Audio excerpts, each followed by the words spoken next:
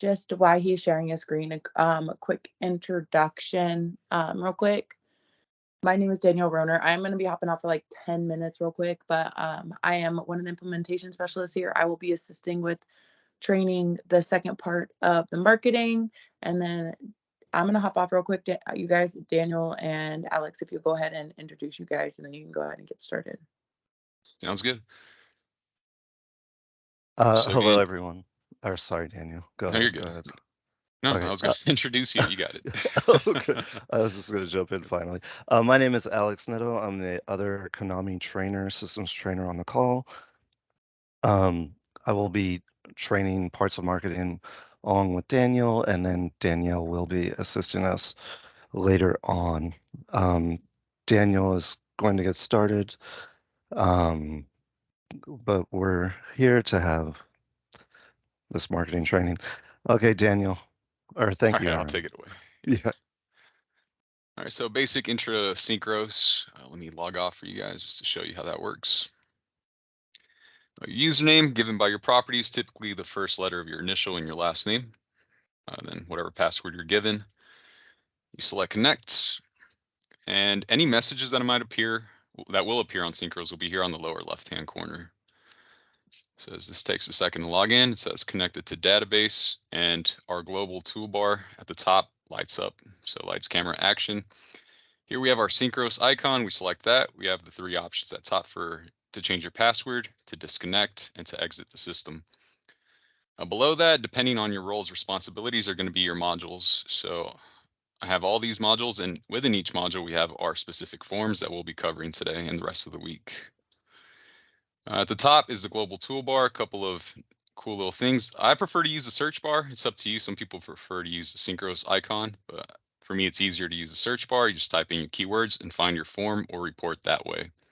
We have our reports icon here, tools, history. So if you miss any of the quick messages alerts that pop on the lower left-hand corner, you could always look for them in the history tab.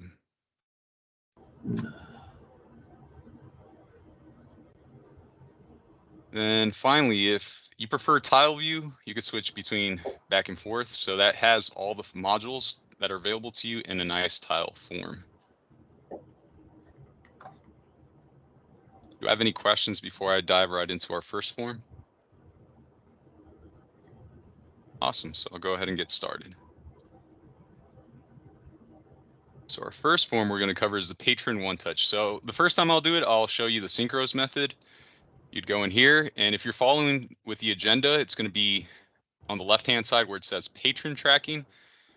That's going to be our module, and then our form is the one on the right-hand side. Patron one touch is the one we're looking for.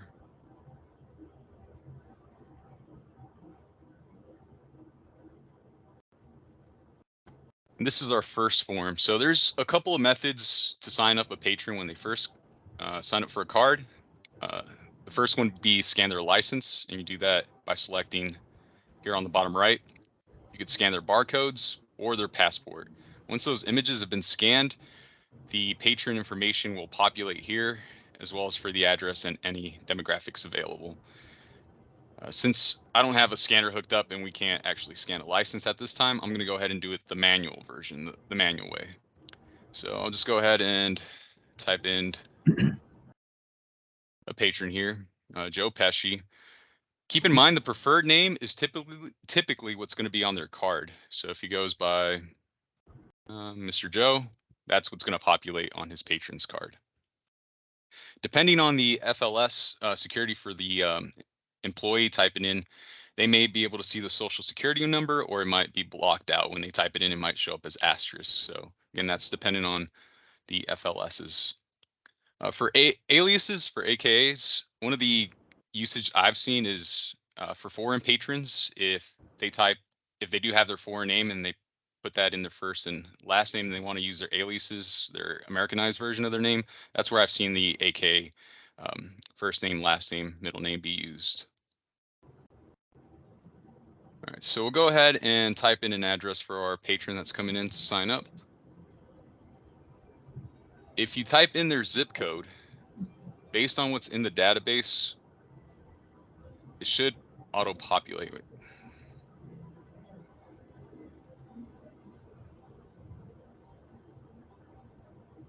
So this city and state will auto-populate if you only have the zip code to work with.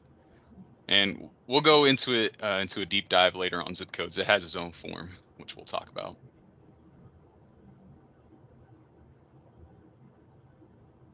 So once you're finished with that, you'll go ahead and finish up the address. And then on the bottom, you have their demographics. One of the absolute requirements is going to be the birthday. We'll go ahead and type in a birthday.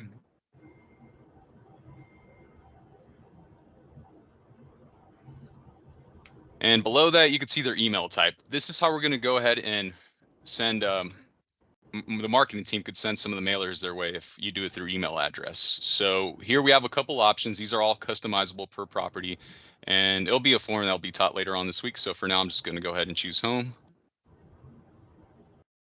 Daniel, I have a question. Yes. When we did the bell training, they mentioned, the required fields to be able to move past this page. Mhm. And I want to make sure, is state now required? The state Because- here? Yes. Is it not required? That's a good question. Let me delete it for now and see what we try when we actually try saving it in this instance. And then the other thing was, do they want mail or not want mail? I think that was another field that was not required that we would like to require to make sure, if they don't want mail, then we're not going to mail to them. I'll have to talk to Terrence, the lead implementer, to see how that's possible, and I'll get an answer for you guys. Okay, Definitely thanks. by the And end of the also, week. we still haven't received the agenda. I don't know if it's just taken a while in the email. I don't know if anyone else on the call has received it, but Let me make sure I you guys get that so you guys can follow along. I just forwarded it. Could somebody check your email? Right now we have It did to, take a while to Catherine. come through, but I did receive it. Okay, Okay. thank you. So you guys should get that in hopefully soon.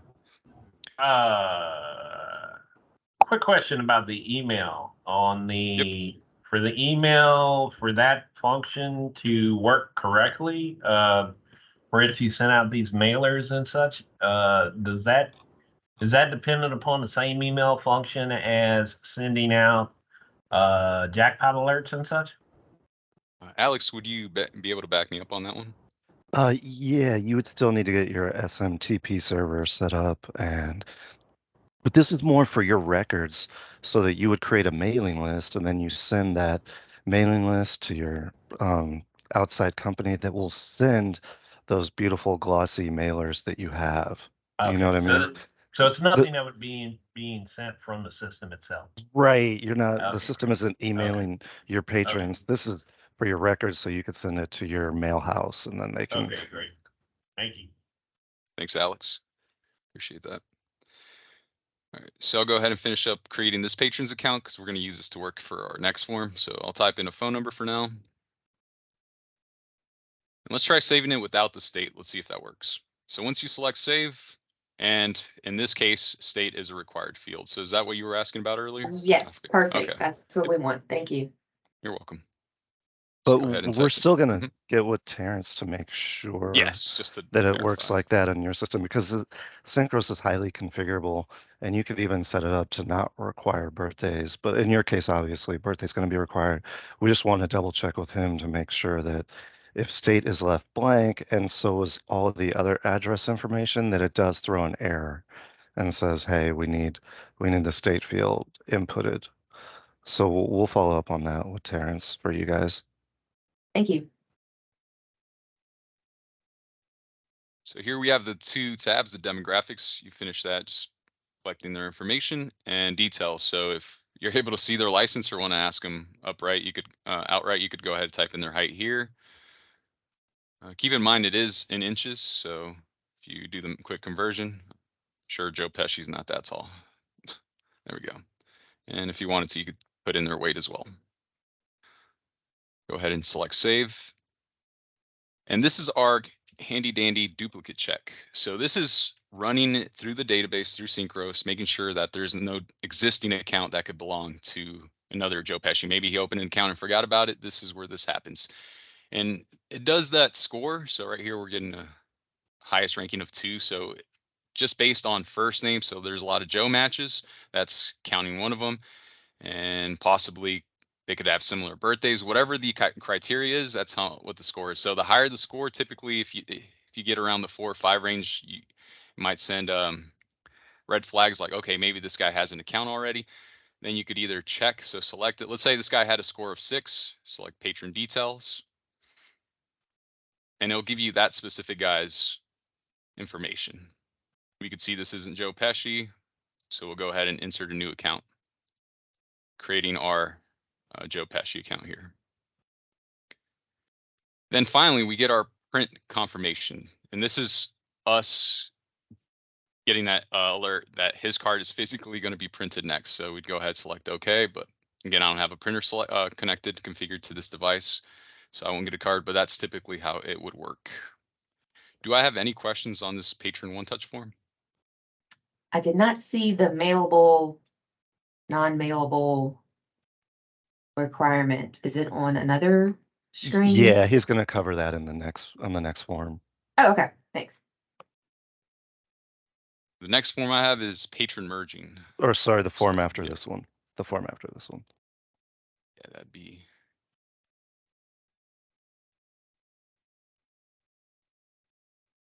All right, so if you do run into the case where a patron has multiple accounts and they want to merge them, this is the form you would do it. Give Synchros a second to load, and here we are. So running down from the top to the bottom, the employee that's merging these accounts is going to have to verify their password. So once they do that, they could do it one of 2 ways, either through their patron ID or their card ID. So here I have a patron that came in asking to merge their accounts. So the account that you want to keep would be on the left-hand side.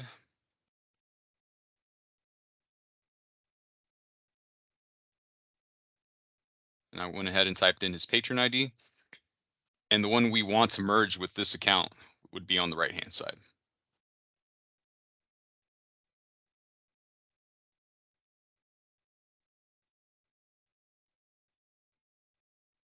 In our instance, the reason's optional, but depending on the settings that your property has set, it could be a required field. For, again, our instance, just optional.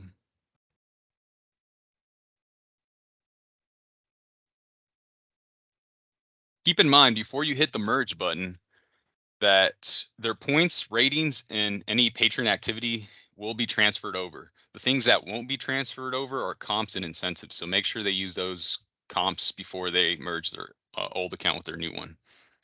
You also can't merge accounts if there's any outstanding balances. So if they have any front money, any markers, they won't be able to merge their accounts. So once we've made sure they have no outstanding balances, I'll select merge. And this is where we verify. This is our last stop. We get a giant sign that says warning at the top. And on the right-hand side is going to be our first patron, the one we want the account to get merged with. And on the left-hand side is the bad account that we're going to get merged. So you just verify those names, verify with the patron. Once you're comfortable, you select yes. And at the bottom, you get your patron merged message. There is a lockout period depending on your property settings for merged accounts. So it's not the patron, the employee. The employee can merge as many accounts as necessary, but that account that got merged, there's going to be a cool down period. That way they're not continuously getting accounts merged with and getting those points racked up. Does that make sense?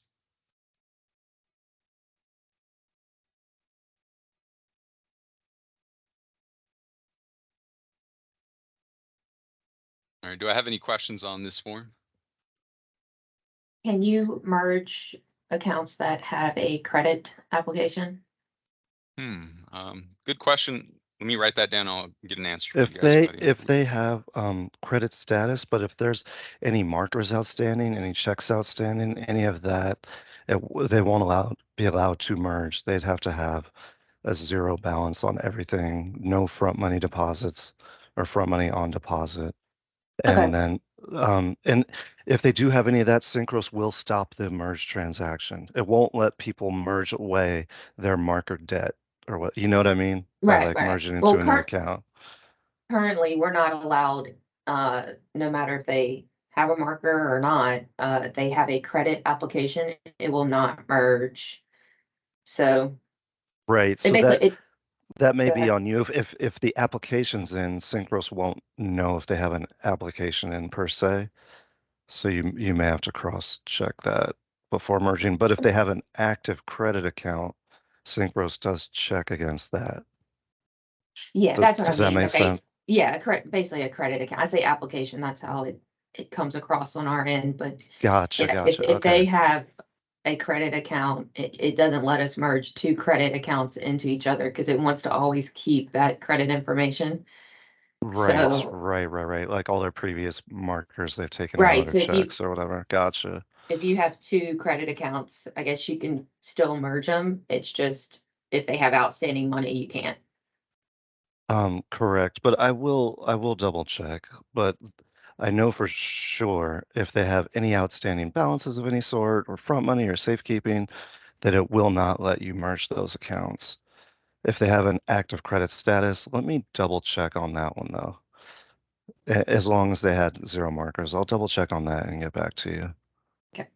Does all of their information merge? Is there anything that you have to transfer manually? Points, offers, play history? That will merge the points and the play history. Any open rate or any ratings that will merge to their new account. But you said the comps and then incentives. Comps won't. and incentive. Nope, they have to use those before they merge it.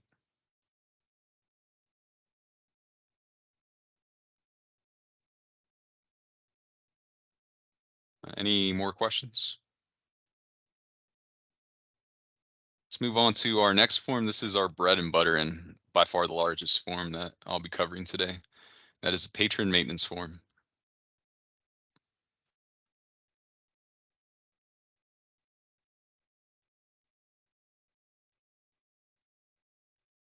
So our very first tab is very similar to the Patron One Touch, where it's asking for very basic information. Since we had already started an account, I'll go ahead and pull that up. So again, at the top is our global toolbar. Right below that is our form toolbar, and that's specific to each form we're on. So if we wanted to find a patron, we'd go ahead and type in Joe Pesci's name. And again, you could use any of these fields.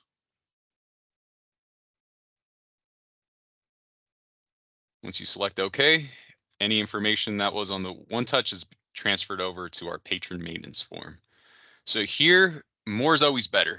So we could go ahead and add more information for our marketing team here. If you know Joe Pesci has a play preference, you could go ahead and put in, he's a big sportsbook guy. Go ahead, put that in there. Their status. So if I know you guys talked about Bard earlier, if they are casino barred, you could go ahead and change the status here. They're self-barred, change their status and update it here. For now, we'll leave it as active. Source, how did they hear about our casino? How did they sign up for it? That lets you know if marketing's doing, if it's working. So let's say Joe Pesci was walking, we'd go ahead and select walk in there. Attendance preference, when does he prefer coming into our establishment? Whenever. And then company name, that's what's going to show up on their mailer. So type in Goodfellas. And that's just what's going to populate on some of the mailers. Salutation, up to you guys if you desire it. I'll just leave it as Mr. And again, some of this information's repetitive from the One Touch form. If they have an alias, you'd go ahead and type it here. Any ratings they opened up, any wager and point information, you'd see that here in this table. Just a good little summary. Going over to the right-hand side, spoken language. If they have a desired language that if you want to select, you go ahead and update it in this field. Again, preferred name, that's what's going to show up on their player's card. Below that, you have beverage preference. So if they're a VIP patron and you want to have one of their drinks ready for when they walk in, you go ahead and type it in there. Below that, you have the social security number field. Again, that's dependent on your FLSs, your function level securities. If it's set up for it to be blocked out, when they type it in, it'll show up as asterisk, or in our case, I'm able to see the social security number. We have the employee identification number, and below that we have the preferred game site. So if you have multiple game sites, you go ahead and select from the drop down which game site they prefer.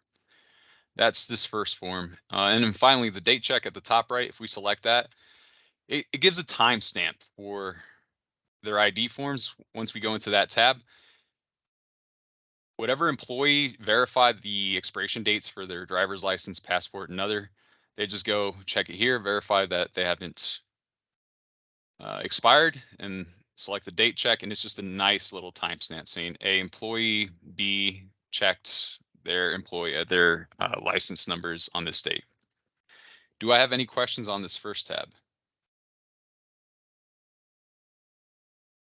All right, going over to our next contacts tab. This is where we update their home address information or any other types of fields that we might want to add. So far for the Patron One Touch, we had their address on here.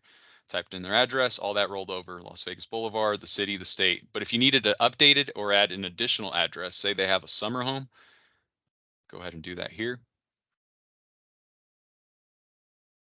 And you'd go ahead and type in a second address if they had multiple one. Keep in mind though, you can only have one field for address type. So since we already have home as an address, we won't be able to use that. You can only choose one of those at a time, if that makes sense. So because this first one is home, I'd have to make the second one a summer home or something totally different. Phone number. Does your property have it so that they could card in with their phone? No. No, okay. So I won't cover that part, but to update their phone number or add a different one, you would do it here. So if you wanted to add an additional phone number, select phone. Again, the phone type has to be different from the one we've chosen. So this one might be their personal phone. You'd go ahead and add a secondary phone number here. You could do the same if you want to add a social media or any of these fields here. Do you have any questions on the contacts tab? I just want to make sure we cover, oh, here it is. Do not send mail. Yep. Okay. Oh, So is that, I want to make sure that's a mandatory, like we need to know if they want mail or not. So we do have several options here. So if they're using their, again, home address at the top, and you want to exclude it from mailings, go ahead and select the exclude from mailings options to let a marketing team know, hey, they're not to receive any mailings using this address. And if you needed to update it, say it was a bad address, select that, or you can also remove it as well. Just So get rid of that, it. this Mhm. option right here is you have to select one in here to move past it. So I think I know your question. In order to get past it, or you could remove it. Would that work as well if you wanted to completely remove an address? I just want to make the option required that they designate if they're want mail or not. I mean, Okay. I think it auto populates as preferred address, and then if they express, that's what we do. If they express they don't want mail, then we'll go in and Mhm. change it. Okay. Does that answer your question? Yes. Awesome. Do you have any further questions on the contacts tab? All right, let's move on to the next one. Next one would be their demographics. So again, looking over from their driver's license, if you want to pull that information, we have a couple options here. Marital status, occupation. If that's important for your establishment, go ahead and fill it in here. The other one is the smoker option. So if you go ahead and select smoker, it might help you identify if you want to move them to a section of the casino that's for smokers or for non-smokers, again, depending on your guys' property. Any questions on demographics? All right, so next tab, interests. You're going to see this a lot where if you add selected interests, say they're into comedy shows and you want to market their information towards comedy, you go ahead and select and move the interest from available interests that are available in your establishment over to the selected interest. The single arrow, if you select one, like I did with comedy, I'll just move it over, or you can move all of them by selecting the double arrow tab. And that way they'll have all those interests available to them. Alex, do you have anything further for this interest tab? I just want to make sure I'm not missing anything here. Yeah, it's primarily, I guess, used for marketing if you have an event coming up, like a comedy event. Now, if the comedy interest is tagged to an account, you can find all the accounts that have that interest attached to them. So it'd be easier to create like lists for your events and whatnot to market to for your patrons, if that makes sense. Yeah, thank you, Alex. And we're going to see this very similarly in the groups and tours tabs, so we'll talk about those a little bit more in a little bit. All right, moving on over to the ID tabs. This is where all the ID information is going to come into play. So, for instance, driver's license. If he has a non-commercial license, you go ahead and type that in. The state and their driver's license number would all go in this field. Important parts would be the date that license was issued and when it's going to expire. So I know it's going to expire in 2026 based on his driver's license. You go ahead and update that information here. If you needed to add more driver's license information, you could either add or remove it here by simply highlighting it and selecting remove, or add to add an additional one. Same thing for the passport. And for other, we have a couple other options available in our instance. So if they were using a military ID, you go ahead and type it in for the in the other field. Any questions on this ID tabs? So when they swipe their driver's license at the beginning to get their name and address, does it automatically fill this in as well? Yes. So anything transferred over or anything scanned in the One Touch tab will roll over to our patron maintenance form. Just verify that when it's scanned that information is correct. Sometimes if it's like a McDonald, and it might lowercase the D in McDonald's. So just keep in mind when it's scanning over that information just to verify that it's all correct. And then can you only scan in the One Touch, or can you scan inside this? Primarily, it's the One Touch.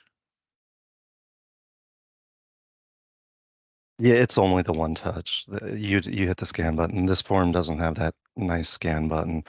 You can import images, but it doesn't scan and then bring the information in like the One Touch form does.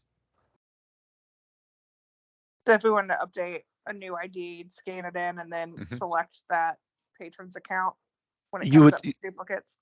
Exactly, through the One Touch form. You go to the One Touch form, you scan, it'll come up, that duplicate box pops up, and then you would select on that patron, and then you can hit update, the update button on the duplicate patron check pop-up I could go box, back and show you guys real quick. and it'll update that driver's license info to that account for you.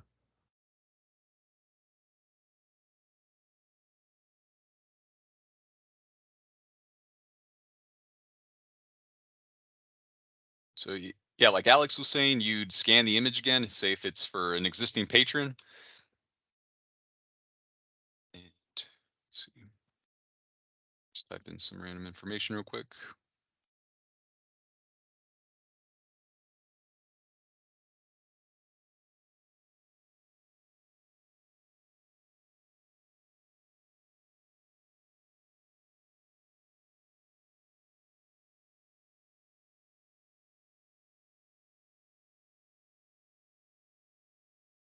So in that duplicate check, right now we're getting a score of 4 because the Joe and Pesci, the first and last names, are hidden.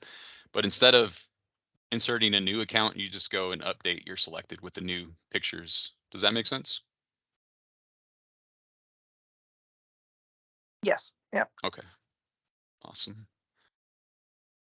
Go back to the patron maintenance form.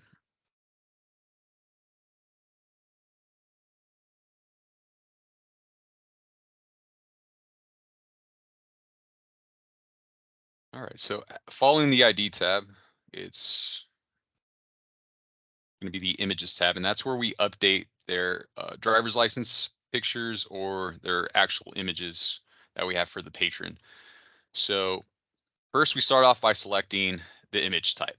I know it's going to be their driver's license I'm adding, and if you have their pictures saved into your workstation, you go ahead and select it. So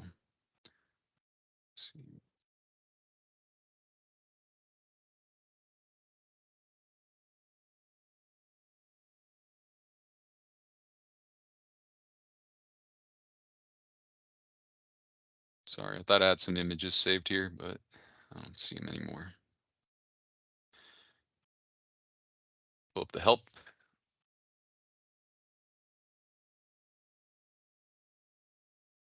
So by selecting the image type, so in this case, it was a photograph, you'd go ahead and choose it from your workstation by selecting choose image, and it should populate or should update on the image type, as well as their signature and their driver's license information. Yeah, sorry I had to pull up the help tab there. I thought I had some images saved here. But that pertains to any images you might see on this dropdown. And again, this dropdown is customizable. Do you have any questions on the images tab?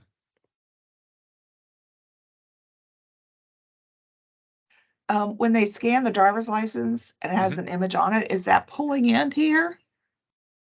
In this specific tab, this scan image icon is still under construction. It's not, hasn't really functioned.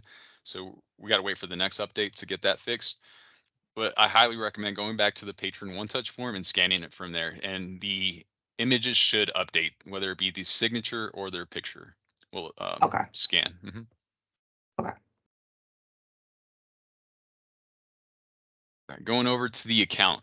I would highlight this as one of the most important tabs for this specific form, because this is where you're going to be able to update their card, print them out a new one, or update their player card PIN number. You could do that a couple of ways. So the first one is request a new PIN. You'd have the patron enter their number. Hang on, let me make sure I have an account pulled up. Yep, still under Joe Pesci, so let me go back. So you'd have, right now he doesn't have a PIN, so he's going to type one in. Once we have that patron, then this is where you would request a new PIN if somehow they forgot their old PIN number. This is where you would do it. This is where also you could see their card tier. So these are the card tiers available in our instance. So if he's going to be Sapphire, we go ahead and select it there. Their card status. So if they've lost or damaged their card, you go ahead and select it from one of these options. And then we have the date it was issued, and if we retired the card to update them and get them a new one, we type in the date here. And below that, we have card level automation expiration. What that means is if we want them to be at the Sapphire tier for a while, we'd go ahead and type in the date that we want it to expire in this field. Once it does expire, and based on our property settings, if they were supposed to be bumped down a level, they'll only be bumped down one tier, no more than that. Below that is the card level automation lockout period. This is going to prevent their account from either bumping down a tier or bumping up a tier. So I could go ahead and select a date for the future. I want him to be in the Sapphire tier for a year. I'd go ahead and type it in there. But if you wanted to be indefinite, they're a VIP guest, and you want them to be Sapphire for the rest of the time, you go ahead and select indefinite here. Any questions on the player cards? Again, this is a very important tab for you guys when it comes to printing out new cards and updating their pins.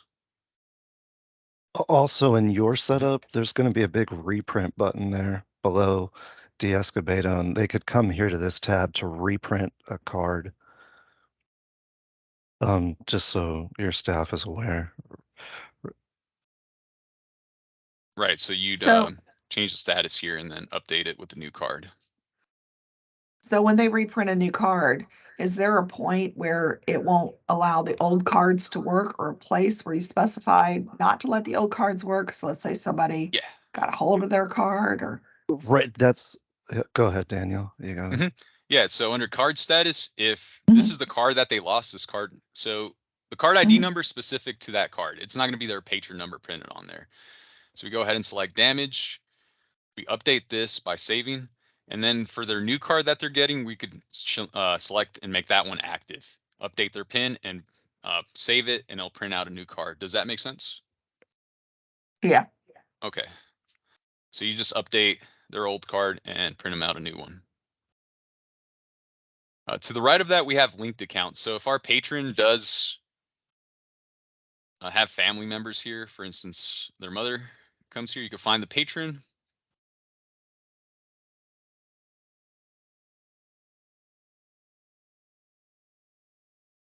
Oh, sorry. So I have that account already linked to another account. That's the message I received on the bottom right. But if there's any other patron here, you'd go ahead, select it. Make sure it's not linked to another account already. And that way you're able to link accounts if your gaming property allows linking of accounts. Right, we're not gonna link accounts as far as Okay. sharing comps and such. I think tomorrow we're gonna go over the config part of who is allowed to do what. So whenever, like, the card or like changing of the tier, is Yeah. it just not allowed on some of them right here? Like the drop down won't show? Depending on the roles. Right. Yeah, it depends on the roles. Alex, correct me if I'm wrong, but is that an FLS again to have the ability Yeah, to that change and update depends on the roles? roles. Yeah, Okay. that depends on the role you can allow or set to allow that. And I believe you guys do have your configuration review tomorrow, so you'll go Right. over which, you know, if you want manager and up or supervisor and up to have that access, and you can set that and tell Terrence to configure that in your meeting tomorrow. You're correct. Right, Yeah, yes, I think we ours said you it can already. actually, yeah, you can view all of them, but when you go to save, it won't save if you don't have access to it. Okay. Hi, Daniel. Christopher Chitty has a question in the chat. Will guests be able to have more than one card at a time?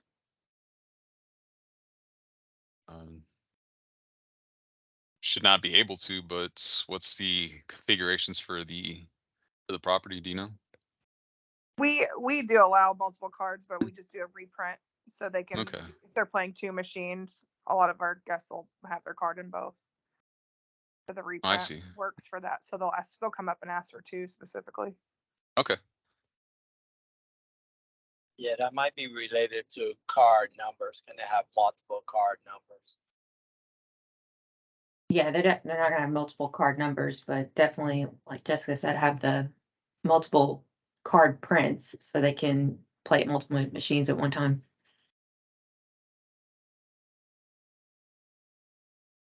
Thank you. I learned something today. Any more questions on the accounts tab? I think Nina asked the question about if you can inactivate the prior cards, which we had different options whenever we would print a new card in ACSC. So when people have multiple cards and something happens to their account and we want to make sure just to inactivate them, then we can select inactivate and then print new card.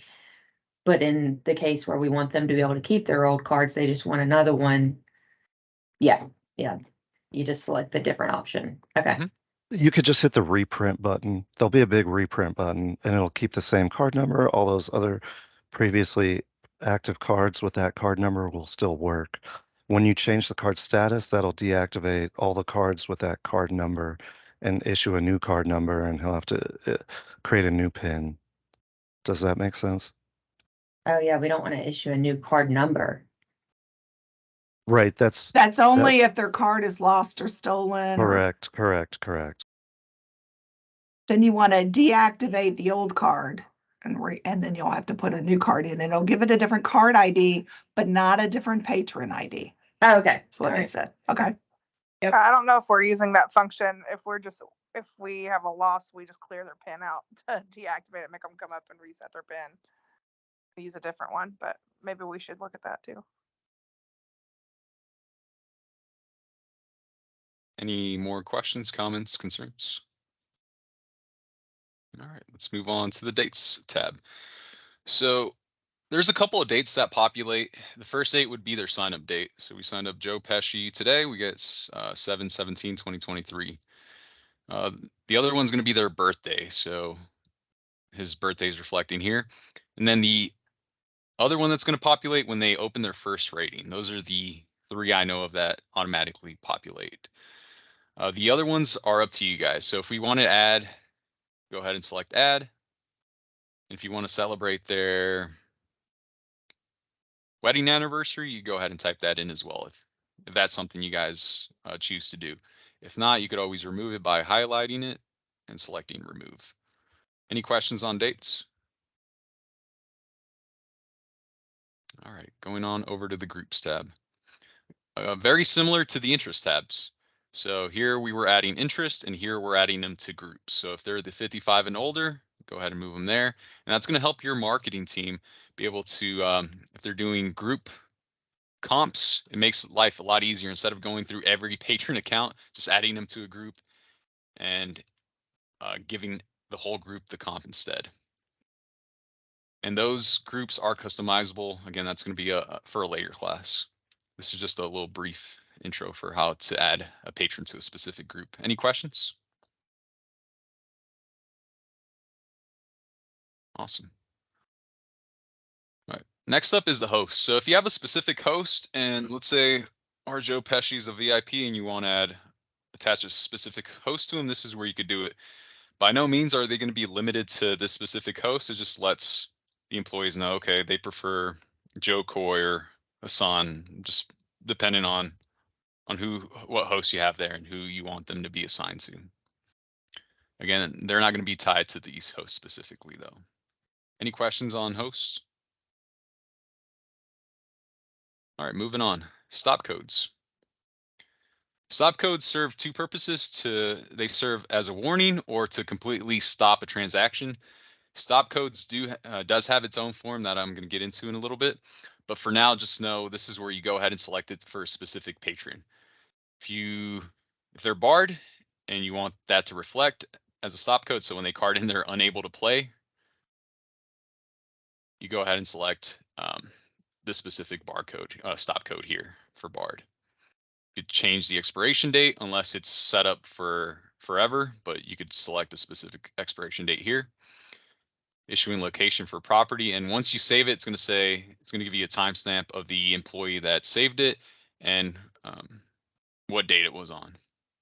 Any questions on stop codes? Again, this is going to have its own form. So the expiration, so the expiration date is the date that the bar will go away, right? Correct. That they'll no longer be barred. Alex, back me up on this one though. For expiration date, will it supersede, say barred is forever, indefinite, when we go in that form and we make it that it's forever? Will this expiration date override if it's indefinite? If you put an expiration date, then the stop code will roll off and expire. Okay. And not be attached to the account anymore. So yeah, keep that in mind. Awesome. Okay. But just also keep in mind, if you change the account status on the first tab to barred, it's not going to affect that. It will only affect the stop code. So if you're changing both, make sure you manually go back and change the other one. Otherwise, just use the expiration on the stop code tab, and that will fall off as soon as the expiration date hits. Is this where we can create the option to say state eviction? Can we create where you selected barred? Can we create one that says state? Yeah, those are all. Sorry, go ahead, Dan. Okay, yeah, state ban. Okay. Any more questions? He's going to show you the form where you can go and create your own stop codes specifically for. I think you guys said state ban, local ban, self ban, things like that. Can you do multiple stop codes? Yes. How would you do that? You could add multiple stop codes by selecting the insert button. Fingers crossed that it's working on my keyboard. Let's see. Yeah, my insert button on my keyboard is not working, unfortunately, but you would select insert on your keyboard and another one of these should populate right beneath it, one of these rows. Okay. All right, moving on to skill level. So if you know the patron's excellent at Baccarat, you go ahead and update their skill level here, and that's dependent on the game property if it affects the Theo percentage. Any questions on skill levels? Again, that's dependent if you guys choose to use the specific tab. All right, tours, something we've seen before already, so very similar to the groups in the interest tabs. If you have any tours coming up and you want that patron to be a part of that tour, this is where you would do it. So if there's part of the spring 2023 tour, go ahead and move it over from the left to the right side. Any questions on tours? All right, moving on to custom fields. So anything that doesn't pertain to any of these other tabs, you would find it in the custom fields tab. So let's say they have an allergy that is very important that they're aware of to seafood, you'd go ahead and add that here. Again, if you needed to add more, you'd hit the insert button. Unfortunately, my insert button's not working, but if you wanted to select more of these drop downs that aren't available, say if they were part of the military, you want to select the branch they were part of. If that's important for your marketing team, this is where you would do it. And you could add additional ones by selecting the insert key. And I'll cover custom fields in a little bit. Any questions? All right, going on over to notes. So for the notes, we have two views. You could either view it the standard view or the tabular view, depending on the employee. And then from here, we have our handy dandy add button at the bottom. And where I've seen this used a lot is mandatory reads. So here we have a couple options, but the one I've seen it most used is this one here. And anytime one of your employees pulls up the patron, and if they select mandatory read, that will automatically populate. So Joe Pesci is known for his hot temper. I'll put that in there. Just for example. If you lock that note to the owner, the only person that can edit it or delete it would be the owner, the employee that created that mandatory read. You could also have an expires on, so that mandatory read will disappear on July 31st. Again, that's where I've seen it used the most is for these mandatory reads, but you could select any notes for any of these options. And these options are customizable as well. Any questions on notes? All right, moving on over to overrides. Overrides is specifically for points. So if you want to prevent their points from expiring at a certain time, you could go ahead and do it here. So point expiration, choose the days they'll be for them to expire, or you could type in a selected date as well. So either or. So if I wanted them to expire July 31st, you could go ahead and do it here, or just do a set amount 30 days from now. You could go ahead and do that here as well. Once you save it, if you see the modified by, you have a timestamp of the employee that created that and the date, modified on date. Any questions for overrides? All right, true time message. So this is our way to send a message to a patron that's at an electronic gaming machine. How we do that is, so if I wanted that message to be sent immediately, hey Joe, you left your hat at our desk, you left your... You'd go ahead and type it, select the duration, give him enough time for him to read, and select send. Once you select send, that message is going to be sent over to whatever gaming machine they're on. You could also schedule a selected message by selecting scheduled and choosing the start and end date here. Do I have any questions on the true time message? All right. And then finally, to close out this form, we have our micro reports. Here we have a couple to choose from. The purpose of micro reports is to get a summary synopsis on a patron. So for instance, here in this example, we have a couple of micro reports to choose from, but I wanted to know his patron wager transaction history for his lifetime. You go ahead, select it. He hasn't opened a rating yet, so he has nothing, but this is where you would see that information. And again, feel free to use any of these micro reports. It won't affect the thing. It's just there for your guys' eyes for just a summary, nice little overview. Any questions on this patron maintenance form? I know it was a lot to digest, but this is essentially our bread and butter for marketing. Overrides, why will we need to use that? Alex or Danny, you guys? Typically, it might be if you have a VIP and you don't want their points to expire. Maybe they come once a year or something, or once every year and a half. And so any points they've earned, you just want to make sure they don't expire so that it doesn't create problems for perhaps a very, very important customer of yours. Okay, so we need to make sure tomorrow we know who can do that, because I don't remember seeing that in the config document. on who can create overrides.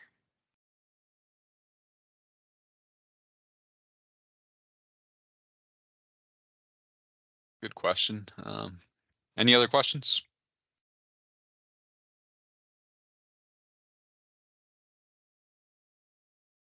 Well, thank you guys. We'll take a 10-minute break. We'll come back at 8:10. I'll just get things prepared for the next form. Sound good for everyone? Sounds good. Awesome. Thank you. Yep, sounds good. Thanks.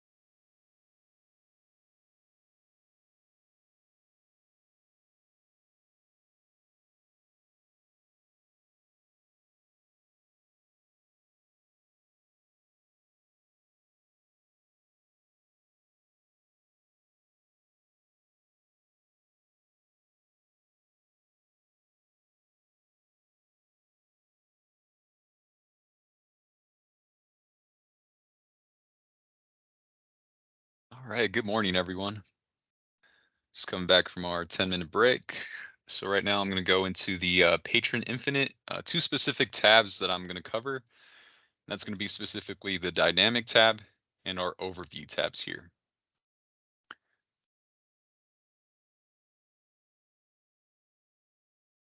So beginning with our Dynamic tab, this is a very customizable tab from our form that we're able to look at a specific patron.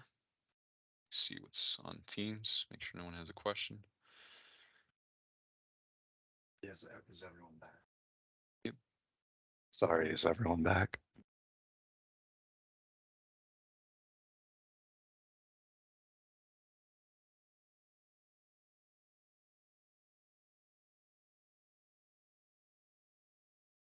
I'll go ahead and keep rolling along.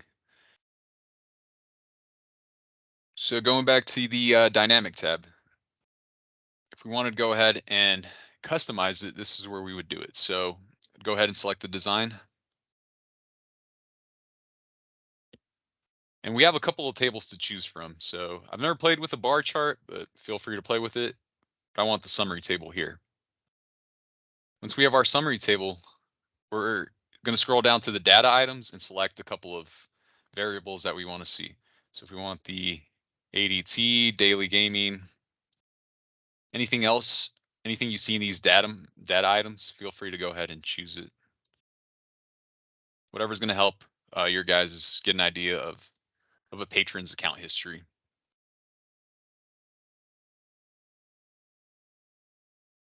Once you have that, the other property that we want is the actual date. So you have a couple options. You can select by period, by trip, even a couple special ones if you want to do it by their lifetime. I'm going to go ahead and add the date column. Change it by year.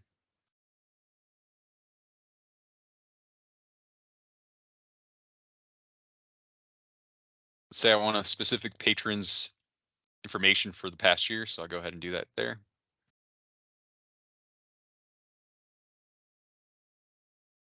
And to look up a specific patron, you'd go up to your tools, your form toolbar, select find. Type in the specific patron you want to look up. Now, the very cool thing about this table is you could actually drag out the information to get an idea of where it's coming from. So I think it's still loading. We'll give it a second. All right, Tony Stark's located, and we have his information. So if you wanted to figure out what this $30 average is about, let's see one of these. Oh, so table ADT, we could go ahead and drag that information out, and it gives us the information for the past year, down to the specific date, zone, bank, asset number, and the game.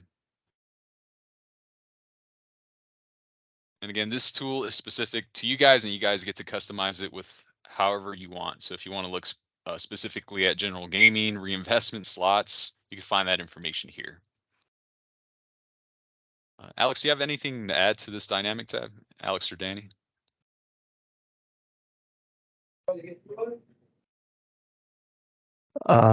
No, I think you explained, and you just need to share views so that other people can see it. If you didn't say that, and then you can import and export views. So if you create a view at one property, you can export it and then send it over to the other property so that their employees can use it if you have it set up. It's just a way to quickly look at someone's play, maybe their last few trips, and see if you wanted to give them a comp or something like that they may have earned.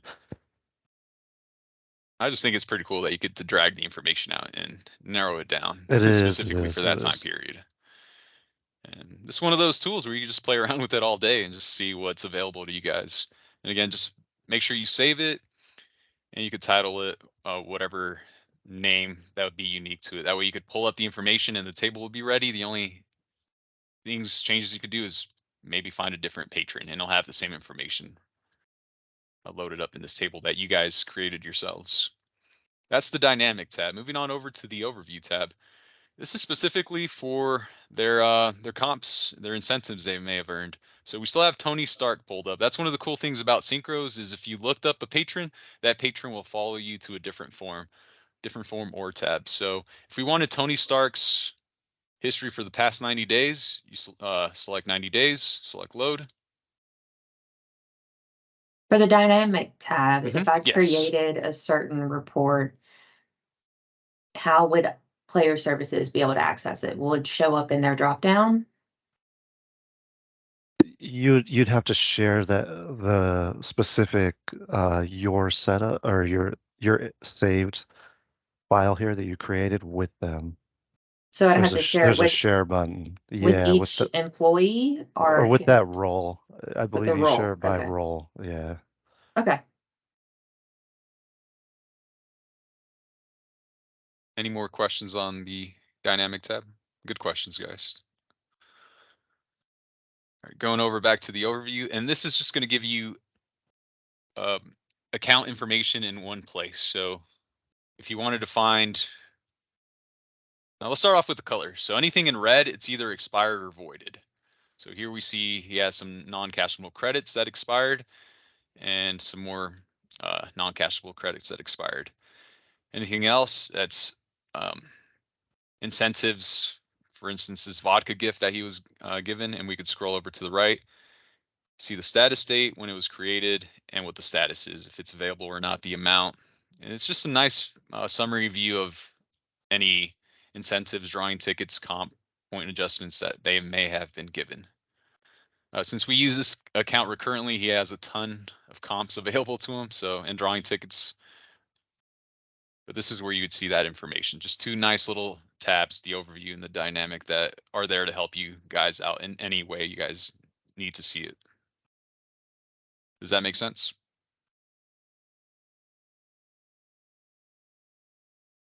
All right, do I have any questions on those two tabs before I move on over to the postal codes? I know someone had asked about postal codes before class had started. All right, so let's go over to postal codes.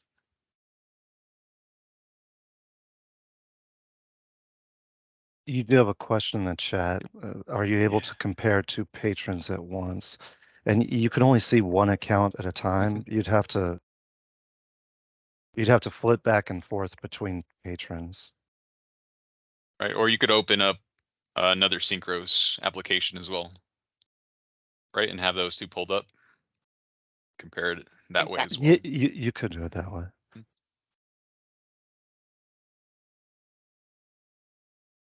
Next is postal code search. So in this form is where the database for all the postal codes, all the cities that they're located with. So for instance, if I type in Henderson and select search, you'll have all the cities labeled Henderson and the state jurisdiction that they belong to. Let's say, for instance, that we had to update a specific postal code. So we go back to search here. And let's say Flavortown, just for instance. We know it doesn't exist. If I try looking it up, no results found. It's a new postal code and we want to add it. In order to do that, you'd have to select the plus icon on the lower right-hand screen. Country, United States. Type in the postal code. That's going to be the one that's being updated. So for example, I'll type in random postal code. Type in your city and the state. Keep in mind, the state has to be uniform throughout. So if it's capital letters, like it normally is for writing mail, it's going to be capitalized. So capital N, capital V. If you do a lowercase v, then it's going to think it's his own state. It's going to be different. So we go ahead and save that. Now we've saved our new postal code. So if I want to go and search for it again,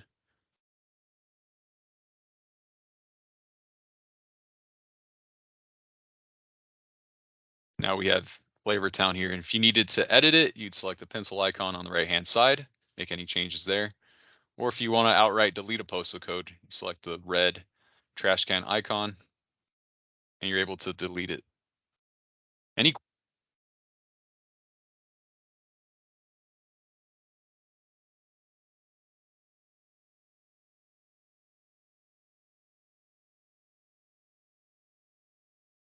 Dan, you might have went out. You might be muted, Daniel.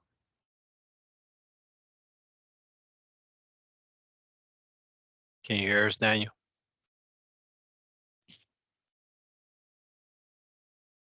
Maybe put it in the chat.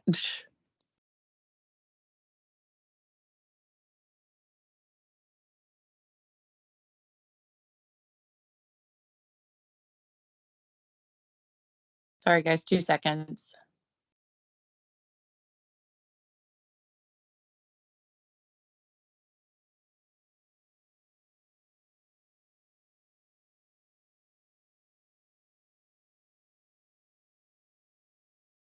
You guys hear me?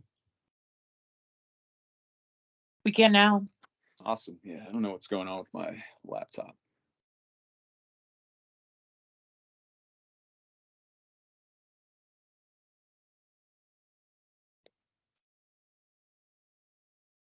All right, mic check. Just make sure I can hear you guys. Good. Awesome. Let's keep this train rolling. So we covered postal codes. Did you guys miss anything on the postal codes? I don't know where I crashed last time.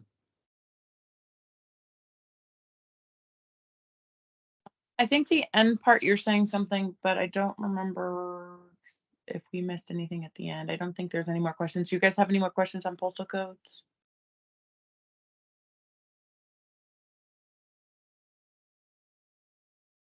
All right. Let's go over to the custom fields form. If you guys remember in that tab in the maintenance form, we saw the custom fields tab, and this is where we're able to update that tab. So we have a couple options. The one we're interested in is specifically for patrons. So if you remember, we had selected allergies for Joe Pesci. We put in that he was allergic to seafood, but if we needed to add additional ones, we'd go ahead and do it here. Again, unfortunately, my insert button on my keyboard isn't working, so I'm going to go ahead and edit one of the ones we already have here. So if we wanted to do a favorite restaurant, the first part is adding that field ID number. So it has to be unique. Right now it's set up to 99. If you wanted to change that field name, this is where you would do it. We're going to keep it as favorite restaurant. And here we could add additional ones. So if you don't like those options, let's say all those restaurants closed down, we could add additional ones here. I'll add McDonald's, comma. The comma is going to separate the fields. I'd advise not to add a space, because if you add a space in between, it's gonna show in the drop down. So no spaces there, and then type in Burger King.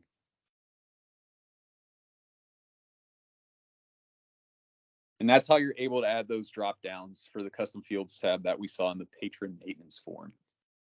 Once you're satisfied, you go ahead and select save, and the record is updated. Any questions on how to customize that custom fields tab?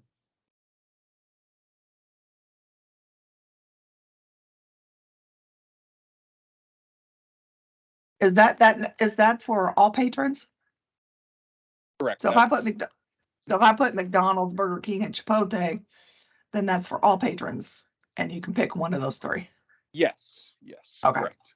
The other option is if you completely leave this blank and save it that way, you are able to save it and you're able to manually type in. So instead of having a drop down to choose from, you can manually type in and save it that way as well. Okay, good. Any further questions for this custom fields form? All right, let's move on. Move on to stop codes. And as you guys can see, we're actually diving into those specific forms for those tabs that we saw in the patron maintenance form. So I know we had talked about Bard. So this is where we're able to edit those stop codes. So let's say I wanted to edit the Bard stop code here. You go ahead, select it. First, we have restrictions. What are we restricting specifically? So here it's set up for patrons and a general restriction. But if we wanted to add more, say for marketing as a restriction type, and we want to prevent employees from entering drawings or a patron from entering a drawing, we're able to do that here. You could add multiple restrictions to a stop code. Does that make sense?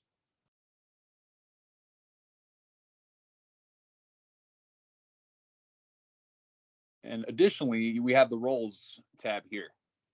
This is very important because whatever roles we assign to the stop code are the roles that are able to assign those stop codes over to patrons. So I'll have it set up for anyone that has the admin training 1 role in our instance.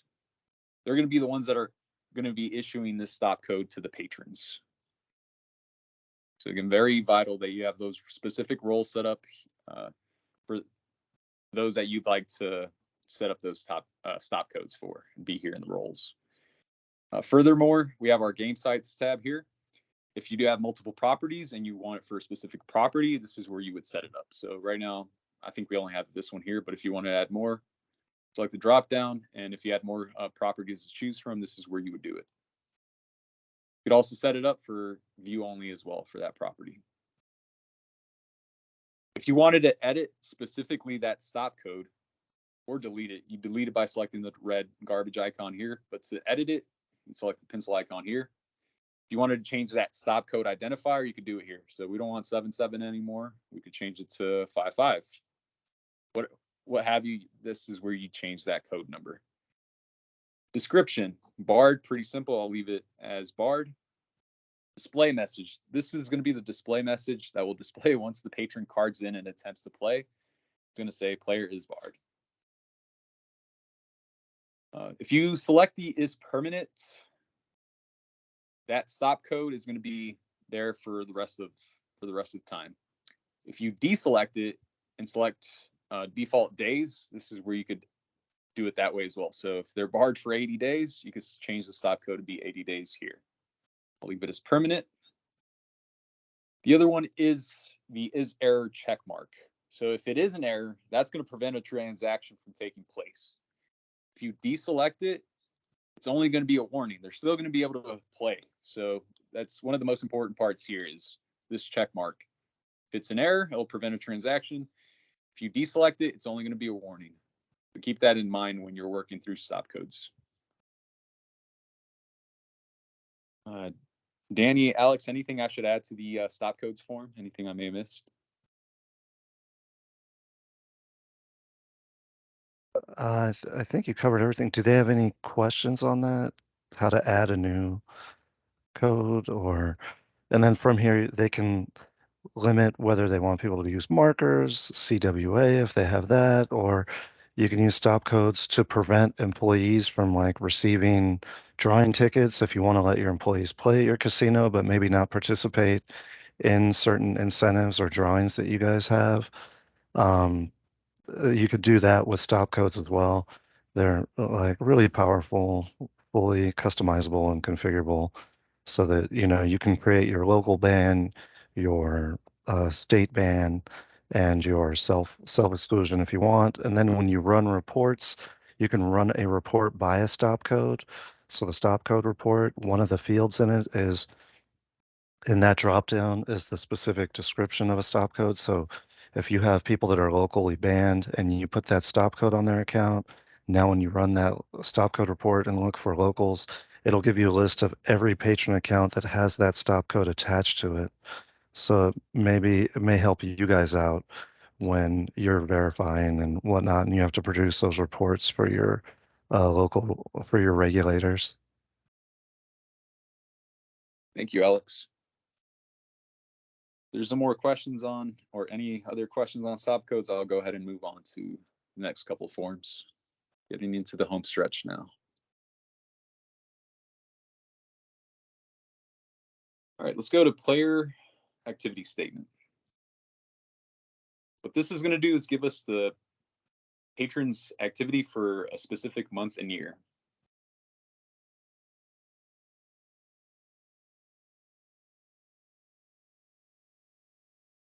So again, Synchros being a good buddy is helping us out by that last patron we searched, Tony Stark, following us onto this form. But if we wanted to find a different patron, we go ahead and do it here as well. Just verify this is the patron we want the activity statement from. Then you select the month, and then you select the year. Select print report. You get a copy for the customer and a copy for yourself as well. From here, you're able to do anything that Adobe printer allows you to do. Any questions on the player activity statement form?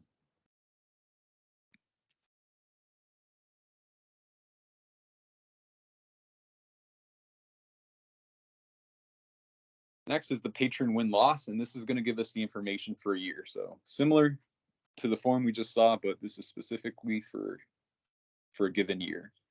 If we want Tony Stark's information from 2019, select the year, select print one win-loss statement, and you'd get your statement right then and there.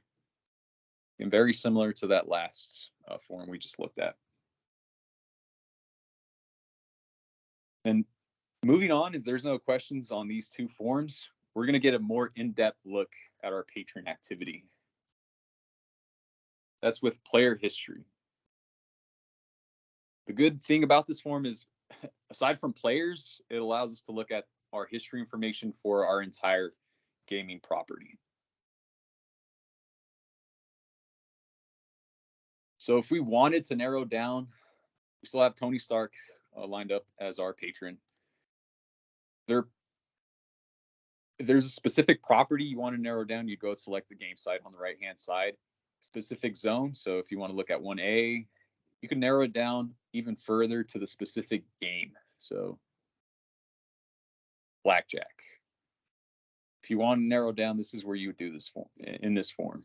So I want his information for the whole property, any game, any open rating he may have opened up at a EGM or at a table. Next would be selecting the date. That's on the left-hand side. So you could select either calendar or gaming date. Same for slots. Then I want his information for the past year. I'm going to select July 1st of 2022 through July 7th of 2023. Here we have a couple more options. So once our search is populated, we could select aggregate ratings. That's going to give us the total amount. Keep in mind, when I select and deselect this, it's just going to change this. So if I have it as aggregate and I select process query, that the average is going to go away. But if I deselect it, select process query, the average information is going to be shown there. Again, customizable, up to you guys. But essentially, we're getting his information for the past year. Any ratings he opened up during that time will show up in this table. And like I said before, this isn't just for patrons either. If you wanted the information for the entire property, all you have to do is clear the information of Tony Stark by going up to the clear icon. It's going to clear all his information, and then leave that patron information blank. That's how you're going to be able to see the entire history for your gaming property. Like process query. And this is anyone that ever opened rating at the property. Pretty cool too. Any questions on this player history form so far? Because there is a way to move those columns as well that I'm going to cover. So say you didn't want to see cash in for some reason. Go ahead and select template. And this is the order of the columns that are showing once we select process query. If we wanted to hide a column, all we have to do is, so if we want to hide the points, you go to the order and type in 0. Select enter, and it's going to move it out of our column. So now if I select OK, wherever that column was, it's now hidden. The only ones you can't hide that have to be there are the ones with double asterisks. Those have to show up. Patron ID doesn't have double asterisks, so I go ahead and hide it or move the order. So I'm going to go put 0, and now it's going to be hidden from our display. If you wanted to save a specific template because you know you're going to look at that column, and some columns may be more important than others to you. So say comp points is something you want to look at. The first thing, you type in 1, and it's going to bump up comp points column to number 1. It's going to be the first thing you look at. I highly recommend you save your templates. That way you don't have to edit those columns each and every time. Select save as, type in your name.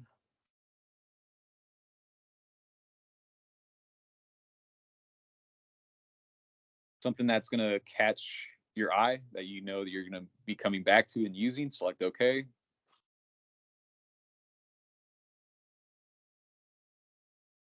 Still taking a little while to load. But once you've saved it, you're able to just pull up that template and it'll show up exactly how you customize it. So each time you want to select it, depending on which templates have been made and are available to you, go ahead and select it, and they'll have those columns already preset for you. Do I have any questions on the player history form?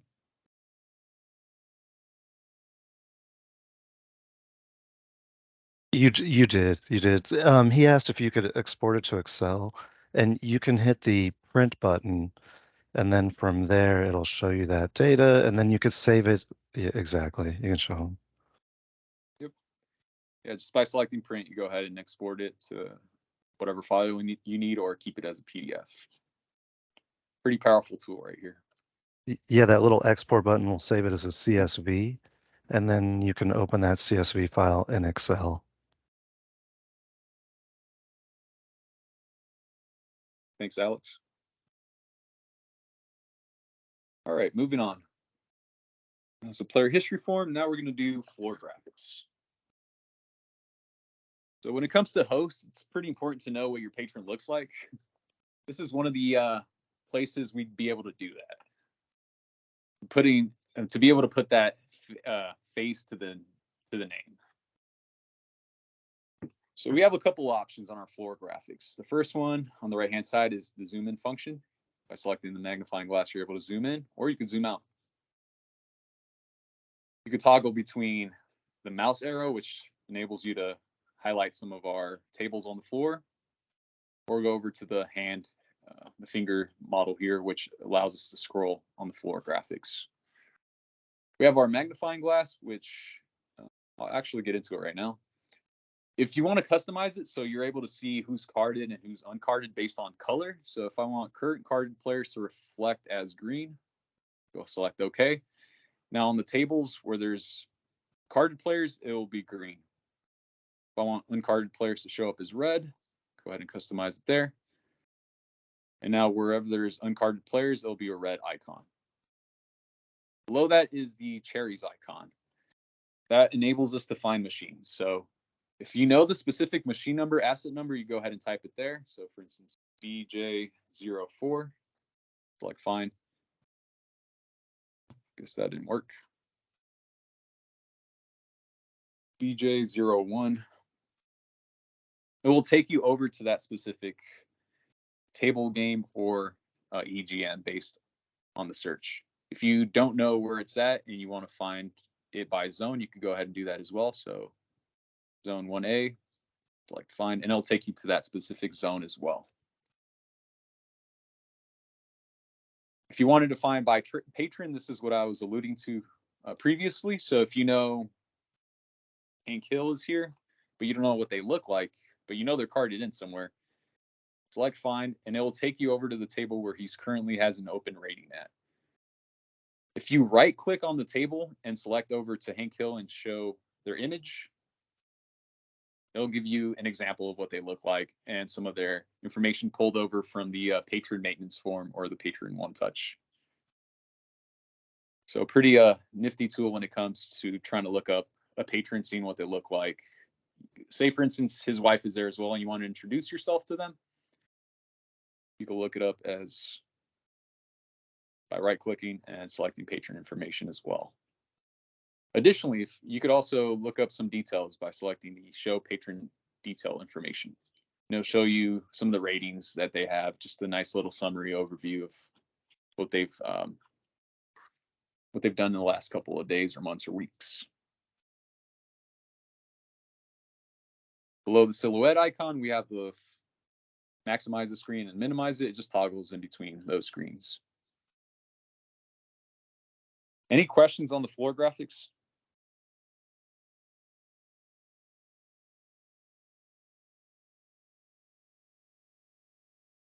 If I don't have any questions, I'm going to move on to our final two forms.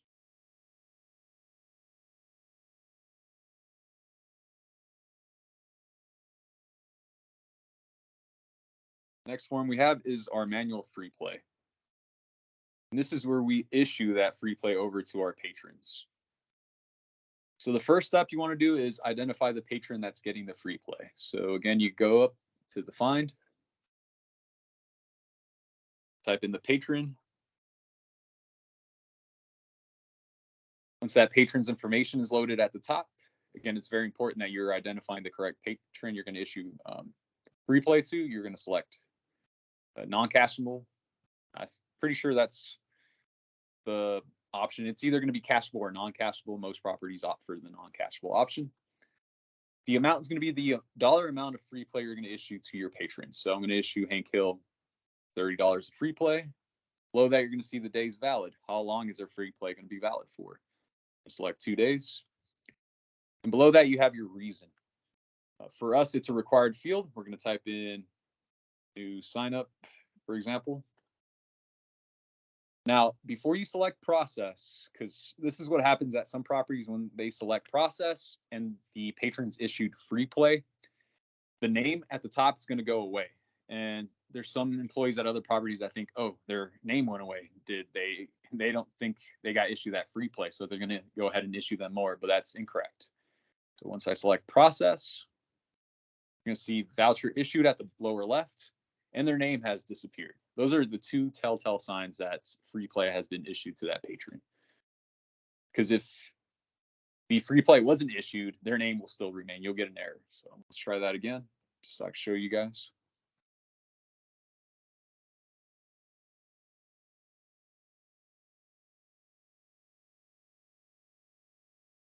I'll leave the reason blank. The reason is a required field, so we had our error there, and the name's still up there as well. That's how we know that free play was not issued. Do I have any questions on this manual promotions form? All right. Moving on to our final form. That's going to be voiding awards. Voiding that free play that you may have issued. Say it was a mistake. Oops. Now we're going to void that promotional award that we accidentally gave Hank Hill. So here I see a couple of ones, $788 too much for us right now. Let's void that award.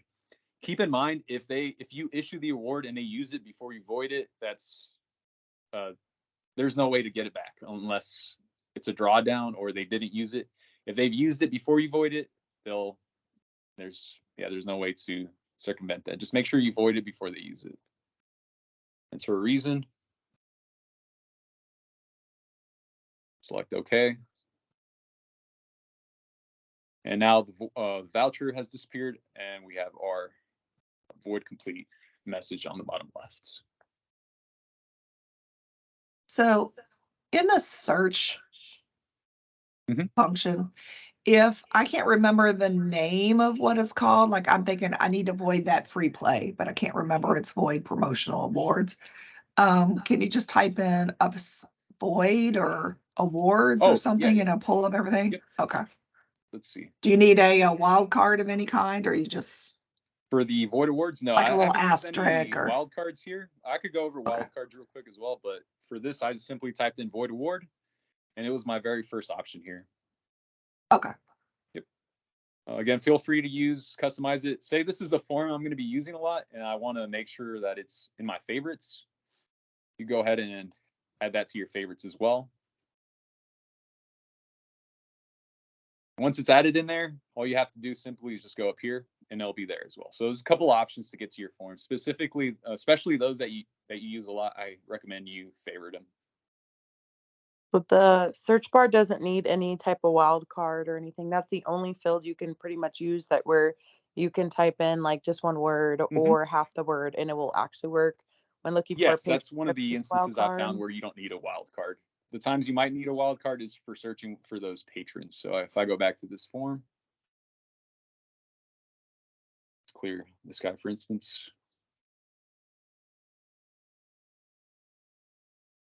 For those that have never used a wild card before, let's say you know Hank Hill, but you don't know if it's with 2 L's or 1 L, or if it's NK or what have you. You go ahead and type in the first 2 letters, then the percentage sign. Same for the last name, first 2 letters, percentage sign. Select OK. And I think there's only one Hank Hill here, or guy that starts like that, but they'll give you the options of anyone that starts with the letter HA followed with whatever it ends with. But yeah, correct. Going to our search value, you could type in a couple of words without using the wildcards, and you should get those forms that you're looking for. All right, barring any questions, that's all I have for you guys today. I think Alex is teaching the next class. Alex, about how much time would you need before your next class is up and ready? We can start. I have Synchros open, unless everyone needs like a little break, but I think we can go for another half hour before the next break. But I guess it's on you guys, the audience. Do you want to forge ahead? I say forge ahead. Yeah, I'm fine. Okay. Before we start though, I do want to see, this is the most commonly, questions we get when we get down to the comps and vouchers and awards and offer maintenance and bundling, and we all have different definitions of that. And if there was some kind of diagram that could tell us who's where and what goes what, because it gets really complicated compared to how we consider what a comp is and what you consider what a comp is, and those definitions under each. I've asked that when we were training with the Bell, and they didn't really have any definitions of each one. I don't know if you have anything in your materials that could just square it away for us so we know the exact definition. I could look to see if we have a document like, so what's like electronic promo, what's an offer, what's an Right, incentive, like what's considered a comp. What's a comp, what's free play, what's an offer, what's an award, what's discretionary comp, there's so many different names. Right. And how we classify it right now is different from how y'all are doing it. So I just want us to all be on the same page as we're learning this. I remember that was my biggest question when we were training with the Bell, was this whole offer maintenance bundle and where everything goes and how it's all going to be administered. And where on the back end, where is it going to be pulled through to be able to track redemptions and everything? Okay. Let me write that down so I can look through our documentation. We'll see what we have that I can send over to you. As far as questions on the back end, I think we'll be covering that later with offers specifically. Okay, like Oracle, whenever we do Oracle on Friday. Right, correct. Yeah, you are going to have a 2-hour class on Oracle Analytics on Friday. And Cassie will go over with you how you can use that to pull that information that you're looking for, like what offers have been like given out, redemption, things like that. So I have that written down, and then we'll go over that more with you as we come upon those subject areas. Okay. Okay. Let me share my screen.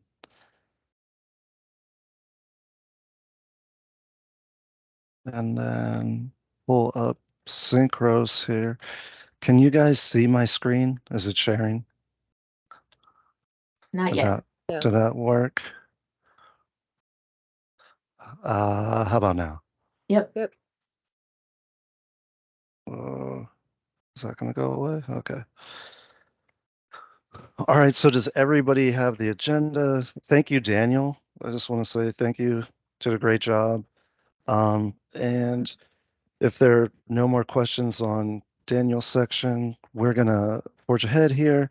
The next topics are adjusting points and group points. So the first form that we're going to talk about, which is on page 4 of the agenda, number 5, is group point management. So if you ever needed to adjust patrons' points now, you can go to marketing and you can adjust them by individual patron, or you can adjust them by groups of patrons if you needed that functionality. This form is fairly straightforward. We have our list of groups here on this box in the left-hand corner. It will show us when we click on a group what patrons are in that group. We notice the 1908 comp test group just has 2 patrons in it. So what we would then decide, once we've selected our group, we would select if it's going to be a, oh, I see there's a problem loading that previous group. Okay. We would select, because there was a large number of people in 1907 MOR test. So we could select a group point or a comp point adjustment. I will go over that. The comp points, those are your discretionary points bucket, if you will. Those are the points that you use to give people comps to like your steakhouse or for hotel stays, things like that. Your regular point adjustment bucket is those points can actually be used to download to the machines for patrons free play, if you will, or points to play, or more points to play. So we have separated the buckets out so that you guys can kind of better track the comps you're giving your reinvestment dollars, if that makes sense. So we have our points, we have our comp points. So points primarily used by patrons to download to the machine to play. And then your comp points are what are used to give patrons, $25 to their cafe or whatnot. Or if you guys I believe Hollywood's has a hotel. If you were to give that hotel stay, they could use their comp points they've earned for that function, or to for that reinvestment, or to pay for a night stay. And in your case, you may be choosing to hide that comp point bucket from from your patrons, so they can come to you and say, "Hey, I want a comp to the coffee shop," and then you can look up and see that okay, they have enough comp points for that coffee shop comp, and then you would issue that to them. Well, this form allows you to adjust those points, those point buckets, by group instead of by individual patron. So if we want to adjust for this particular group, maybe these 2 patrons had done something and needed an adjustment, they received a special invitation or whatnot, and they came in, and because they did that, we now want to add 1,000 points to their account balance. We can do that. You can also use this form to subtract points from particular patrons, and then you simply need to issue a reason. So just selecting the group isn't enough to issue that to their accounts. You also have to go into that group and then make sure the patrons you want to issue points to are highlighted. Does everybody see how Tony and then Bronson Painter are both highlighted? Then when I put in a reason for super user testing, and I hit the big update points button at the bottom, this is going to add 1,000 points to each of the highlighted patrons in my group. You'll see group points updated in the lower left-hand corner. So this is one way. There are other ways. If you wanted to update groups, you could use incentive update points.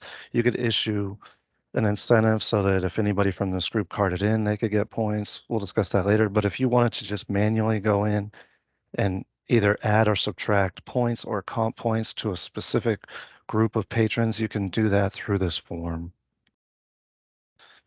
Any questions on how this form works? You select the group, and then you have to click in and select which patrons individually you want to receive the adjustment. And then you can go down here and select if it's going to be a comp point adjustment or regular point adjustment, and then the number of points you want to add or subtract, reason, and then click the update points button. Can we have variable data in this where we would upload a CSV file where there was different amounts of comp points we wanted to do per patron? Danny, correct me if I'm wrong, but I don't think you can upload a list. We do have Market Wizard and CSV Importer, but I don't think you can assign like this patron gets 50 points, this patron gets 150. Yeah, they'd all have to be completely separate. So You could either use the marketing wizard, which we'll get into in a little bit later, or just have already set groups and then choose the different groups and give them the different points separately. Yeah, all your 100-point patrons would need to be in a specific group. They could potentially also maybe be an offer. So we can look at that Right. one offers.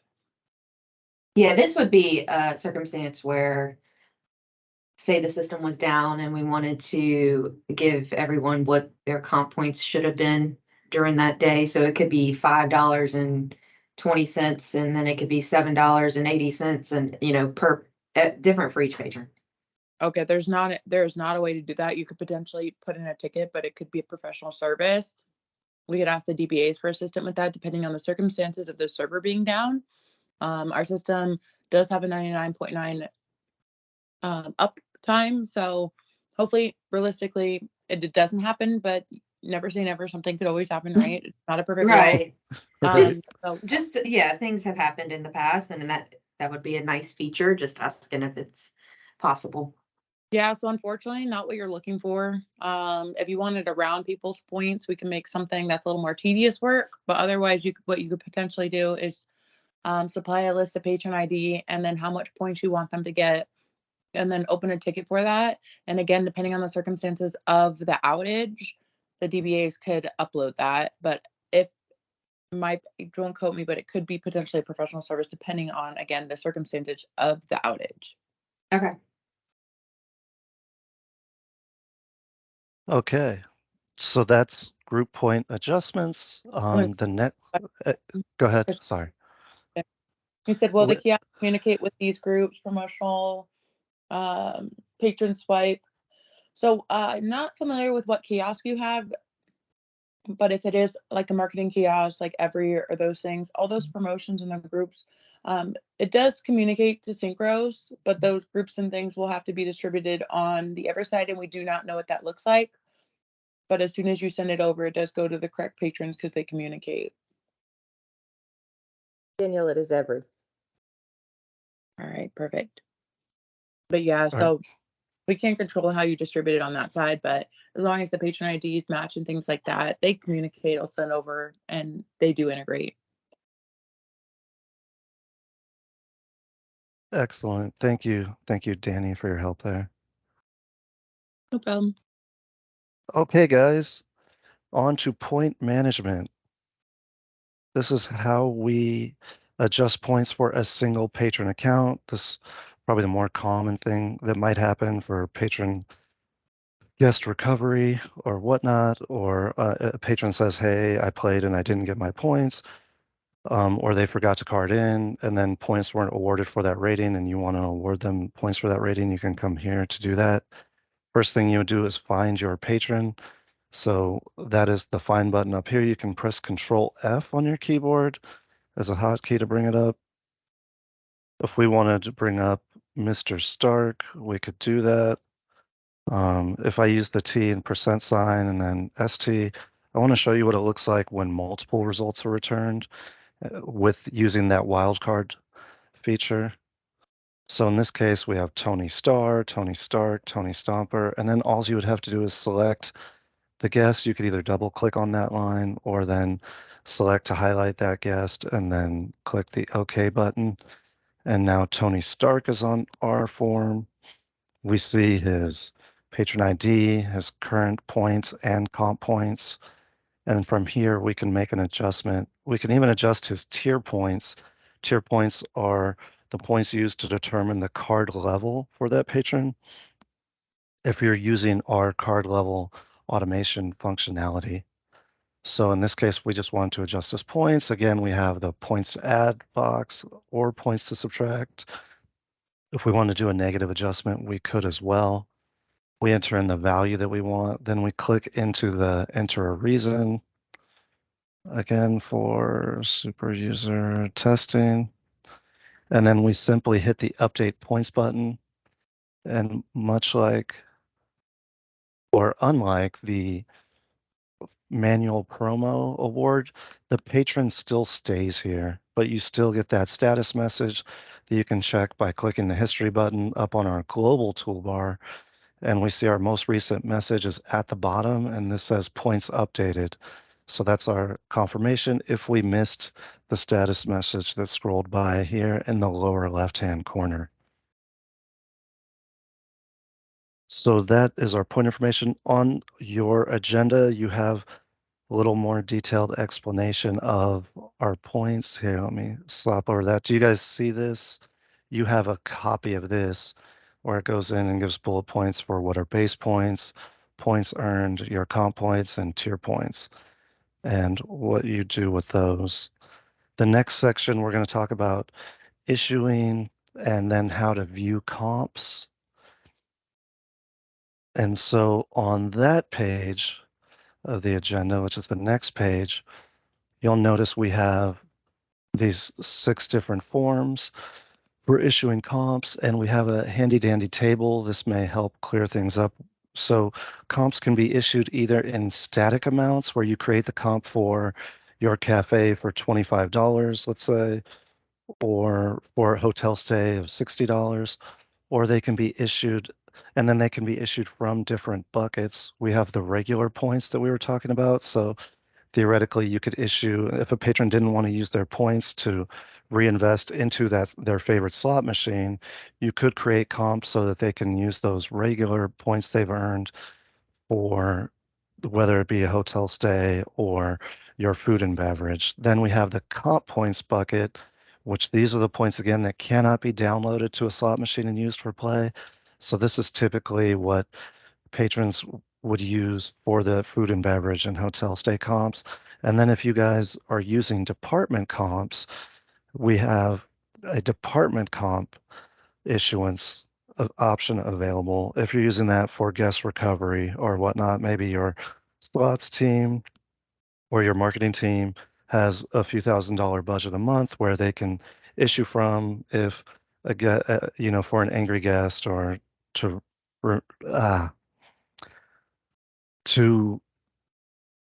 give that guest something for if they were made unhappy by maybe a drink spilled on their machine or something, and they blame that for their loss of $100 at that particular slot machine or whatnot. You can utilize department comps in that way. And so we have the static amounts, then we have flexible amounts for our comp issuance, where you can, instead of saying this is a $25 comp, you can then give a point cost per dollar so that you can issue a comp for $15 if they only had $15 worth of comp points and you didn't want them to go negative on that comp points bucket. Maybe you don't allow points to go negative or comp points to go negative. So then you would use your flex comps to issue as many points as they've earned and convert those into food and beverage dollars or hotel stay dollars to knock off on their room charge.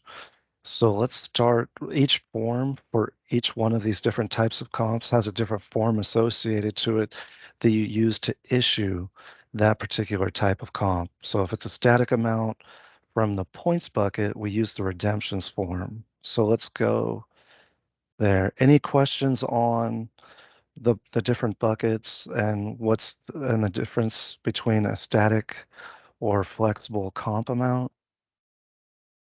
Thank you very Let's- much for the diagram or the table, because that is Sure. exactly what I was asking for when we were Uh-huh. with the bell. So maybe they Right. listened and they put together a table, Right. because it took us a good while to all of us get on the same page of what exactly went where. Right. And then we have the form name that you go to issue that particular comp type Right, in the perfect. This table. will help a lot.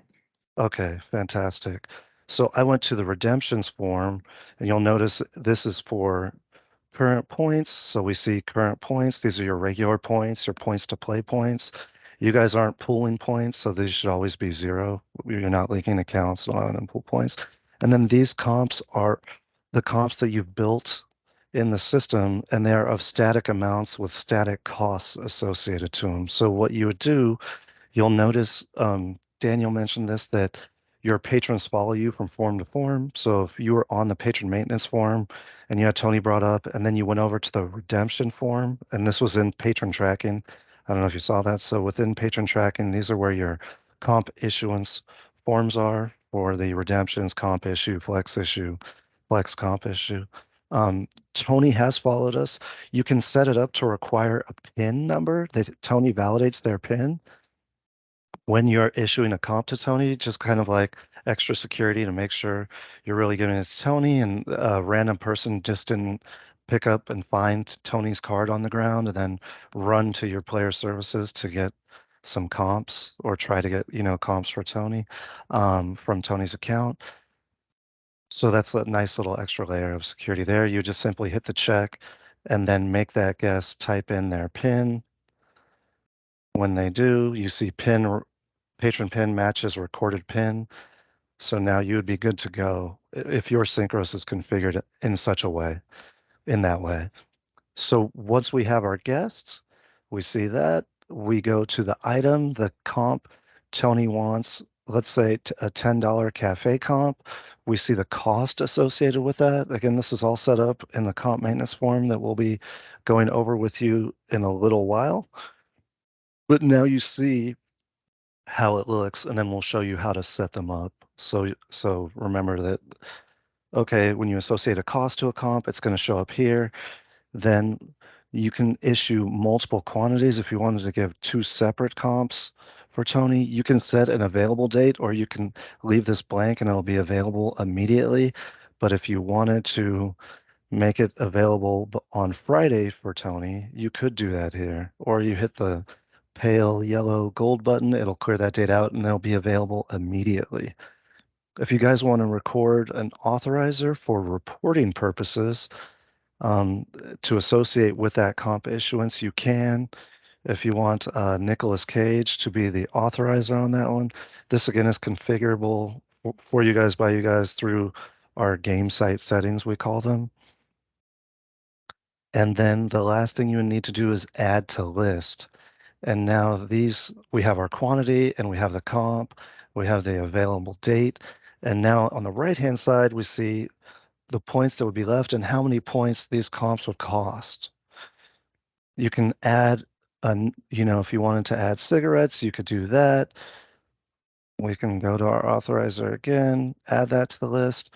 And you see now we would be issuing 3 comps to Tony's account, and he can then just use his card and swipe away at the cafe if configured with the point of sale terminals.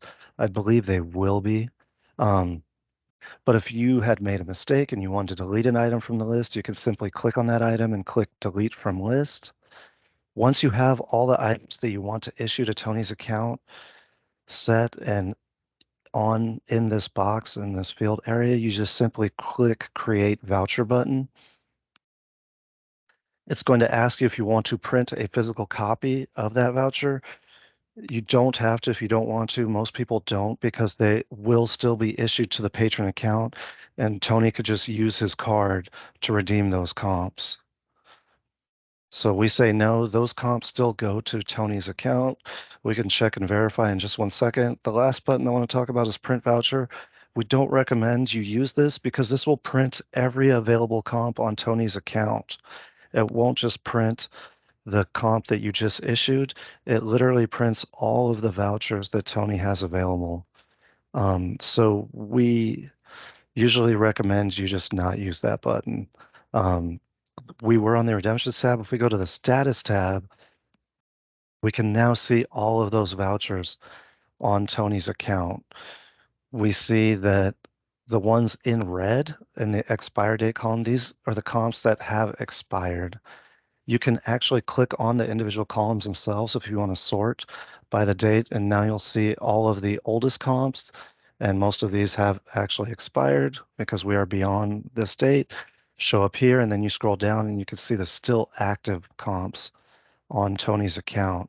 If you wanted to draw one down or void one, you would do that through this tab, or even reverse if you guys allow that. In this case, we have the cafe comp. Let's just say that was a mistake. We didn't want to issue him 2. We just want to issue him 1. You could come here, you would select it using the checkbox for that row. You'll notice these other columns are the actual system generated voucher number, the status, This shows that this is a voucher issued, point redemption, points redeemed to issue that voucher. You'll notice the other ones we had a drawdown and then there was a reversal of a drawdown. So those status, that'll be reflected in the status column. We have the comp name that you gave it here, and then the available date and the expire date. So in this case, we wanted to void, and we had that ability, that role had that permission. We would hit the void button. It'll give us a warning. Do you wish to void? We would say yes. And now that comp has been voided. If we wanted to draw down a comp, you could do so from here. If Tony came to loyalty and then received his vodka gift, we could then give him the vodka gift and then draw down that comp for that like physical merchandise handed out. That's probably the primarily reason why you would manually draw down a comp versus the system drawing it down when he used that comp at a restaurant or for a hotel stay. So here again, we have to check the box associated with that row. For that row vodka gift, we would say draw down, redeem voucher, yes. And now we have drawn down that comp. In this case, this role does have access to reverse. This is where you could go to reverse a comp that you had accidentally drawn down. If you don't have access, it'll just be grayed out. And then there is a GST, so you could set that, oh, you can only reverse a comp within so many hours, like 2 hours, 3 hours, 4 hours, or whatnot. Or if you wanted to print out that actual voucher again for an unredeemed comp, you can, or any comp, you can again select that check mark and then hit the print button, and it will print out a physical copy of that voucher if Tony desires that. Are there any questions on how to issue a comp or how to redeem or void a comp? I just had questions on Sure. available dates. Yes. When you select the date, is that through like the end of the gaming date? Is it through Calendar day calendar typically, date? but yeah. So at midnight, but then you guys, I believe, can adjust that through if you'd like, so that if you wanted it to go on gaming day, but it defaults to calendar day. Okay. And then that brings me back to manual free play. When you add that on, we did that earlier. You can Yes. select 3 days available. Is that from the time it's issued out 72 hours, or does that go by That, day?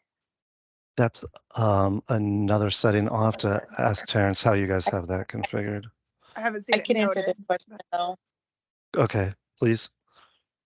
So with free play, so you said, for example, 3 days, right? So if I issued the free play for $50 to Tony Stark right now, it's going to go for now till the rest of the days and then 3 more gaming days. So that's something to keep in mind if you only want it for 1 day and you want it to expire, like say if you want it to expire at midnight, do 0. If you want it to expire tomorrow at midnight, do 1. Okay. Thank you. No problem. Okay. And then what did Christopher ask? Got to switch back over to the chats. My Oh, apologies. yeah, I'm sorry. Or not Christopher, it was Jeremy, I believe. It says, how long is the comp available for after issued? So kind of the same thing. If issued it for 3 days from now, it will expire at the end of the 20th when it hits midnight. So as soon as it hits the 21st, it's expired. And then In some of the comps themselves, comp maintenance, you'll have the days valid there. You set that there And then for kind of going back to comps. Jessica's question, did you see that?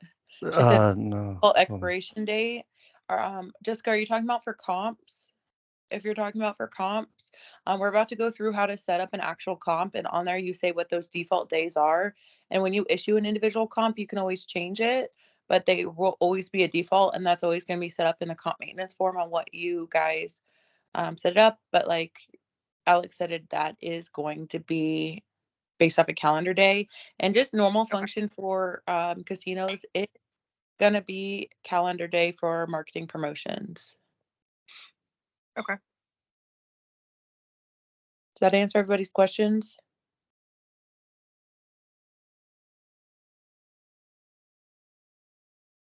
All right, back to you, Alex. Sorry. Okay, no, thank you, thank you. Okay, so that's how you would issue a static comp from the points bucket. Let's go now and see how we issue from the comp points bucket, and that is patron tracking comp issue. And these forms look eerily similar. In this case, we don't have the pin functionality for issuing that comp, but we do have, you'll notice the difference, instead of saying current points, it says comp points. And we're on the patron comp issue form. But again, how you use the form is basically the same. In this case, we have the cafe comp was set up to be able to be issued from either their points bucket or their comp points bucket. In this case, now the comp point cost is 500 instead of 1,000. Again, we have the available date, we have the quantity that we would want to issue, and then we have the actual authorizer. So we would go through, maybe this time we want to issue the coffee shop $10. We click add to list, so it shows up here in the box on the upper right-hand side. In this table, if you made a mistake, you could just select, highlight, then delete. Or if this is the one comp you wanted to issue Tony from his comp points bucket, then you would go simply hit that create voucher button again. And it says, would you like to print vouchers created? We typically don't print them because they just hit their account automatically, and then they can digitally redeem them using their card swipe and whatnot at your point of sale terminals. Again, this form also has that status tab. Same tab shows all vouchered issues, whether from the comp points or points bucket. We see our vodka gift, our $10. Now we have our coffee shop $10 that we just issued. We wanted to draw it down or void it.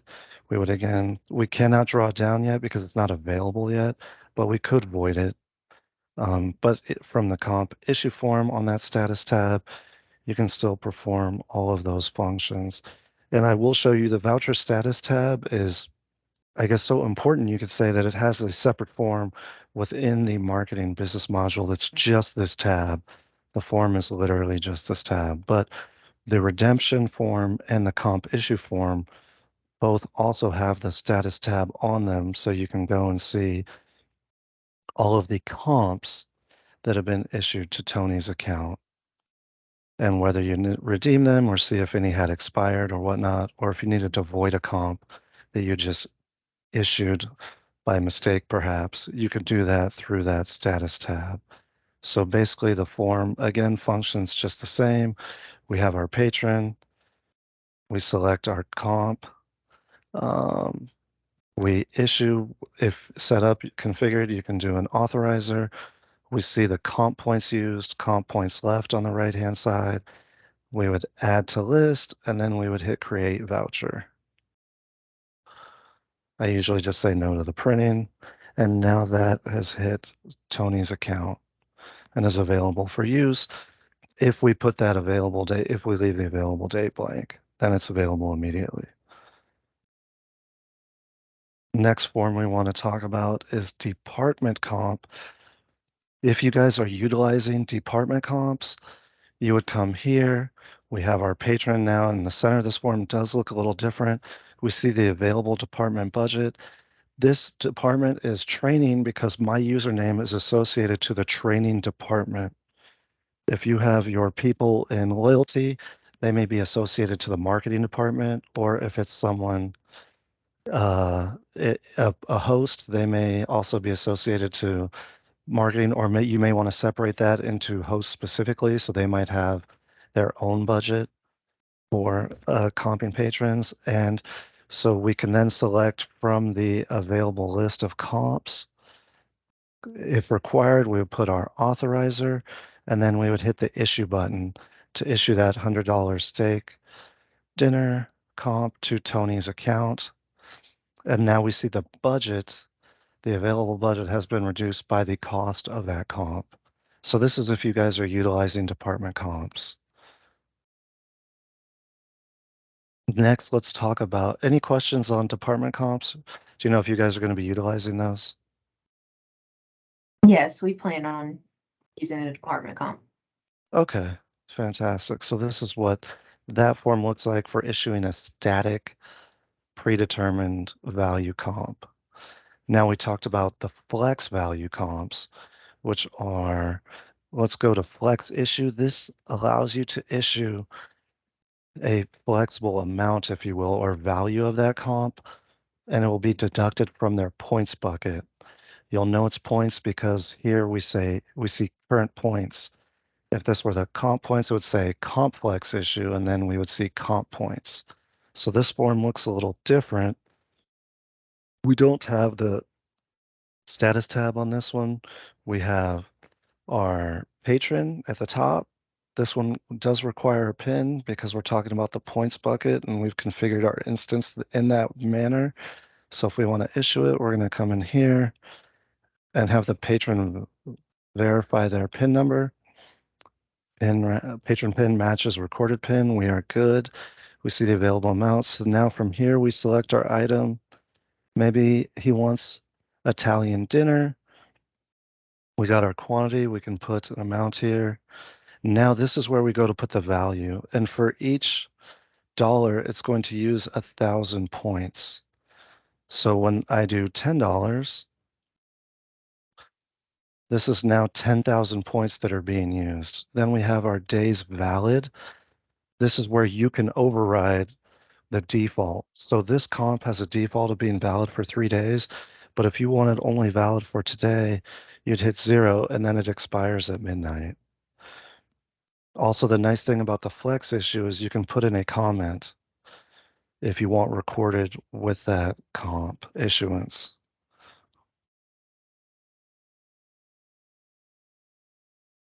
So we have our comment. We can put our issue date. We can leave that blank if we want it available immediately, or you can put in a date and time that you want it available for Tony. Again, we have the authorizer if you guys are utilizing that function. If you want a receipt to print, you can select this button. If you wanted to auto redeem, you would use this functionality if you're perhaps issuing merchandise like a sweater or a hat, and you wanted to record that you gave them the hat, and then you wanted to redeem so that you don't have to go to the voucher status tab and then manually redeem it, like we did with the vodka gift. If you're giving them a physical gift like that, you could simply check the auto redeem. When you hit process, it'll issue the comp and then it will redeem it. So if you're doing food and beverage or something of that nature, you do not want to use the auto redeem. This is primarily for issuing merchandise and having a comp associated with merchandise issue for that patron. You also, with the flex issue form, have the option to not deduct from their comp points, or in this case, their points bucket. So you can issue a comp and then not deduct points. That's if you have that access enabled for that particular role. So if you had this access enabled, then you can issue a comp and not have it deduct points from their points bucket in this case. I'll leave it unchecked. Then we just simply hit the process button and we have issued that comp. So again, this form is to issue comps of varying amounts for that specific comp type. Instead of the standard $25, maybe you wanted to give, if we had it set up for your pop-up cafe and the standard were 25 and we wanted to give 35, we would just come in here and type in that value of 35 and it'll issue a comp for $35 value. And these are what we call our flex comp flex issue. Any questions on flex issue comps?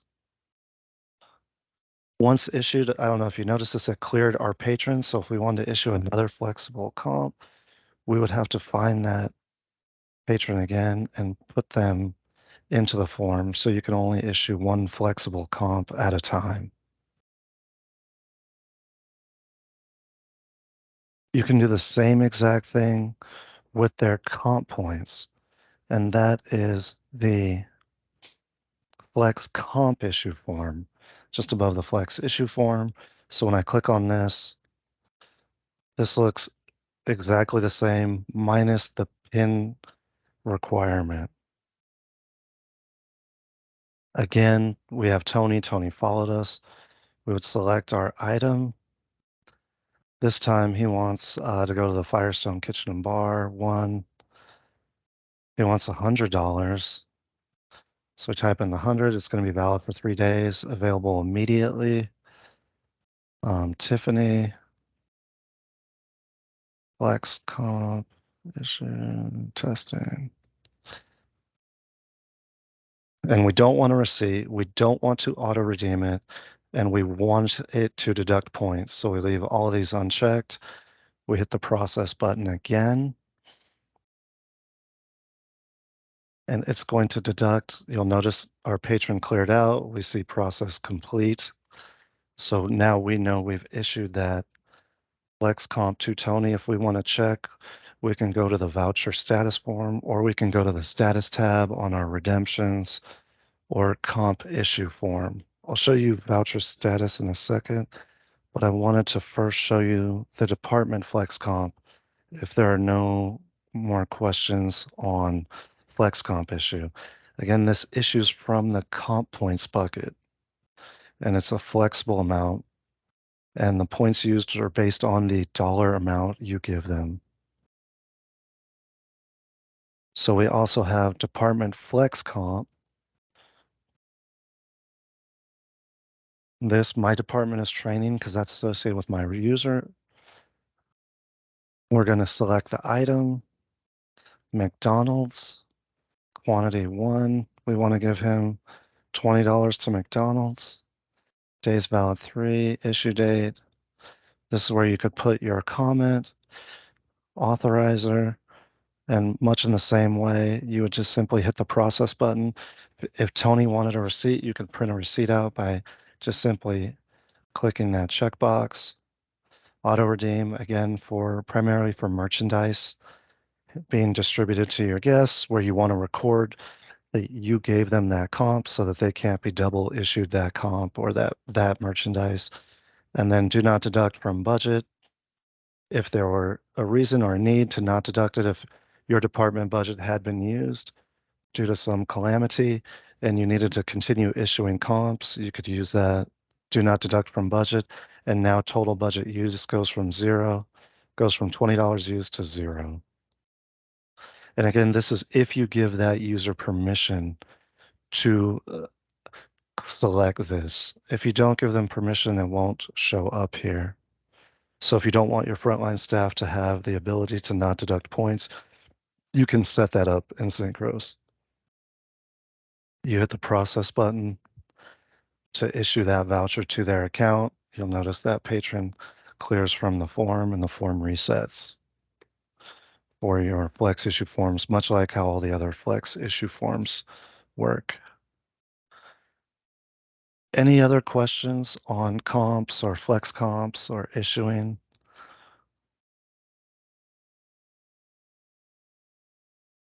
If not, we'll head over to that voucher status tab or voucher status form, which is the same as the voucher status tab that you found in your redemptions form and comp issue forms. So that's actually in marketing.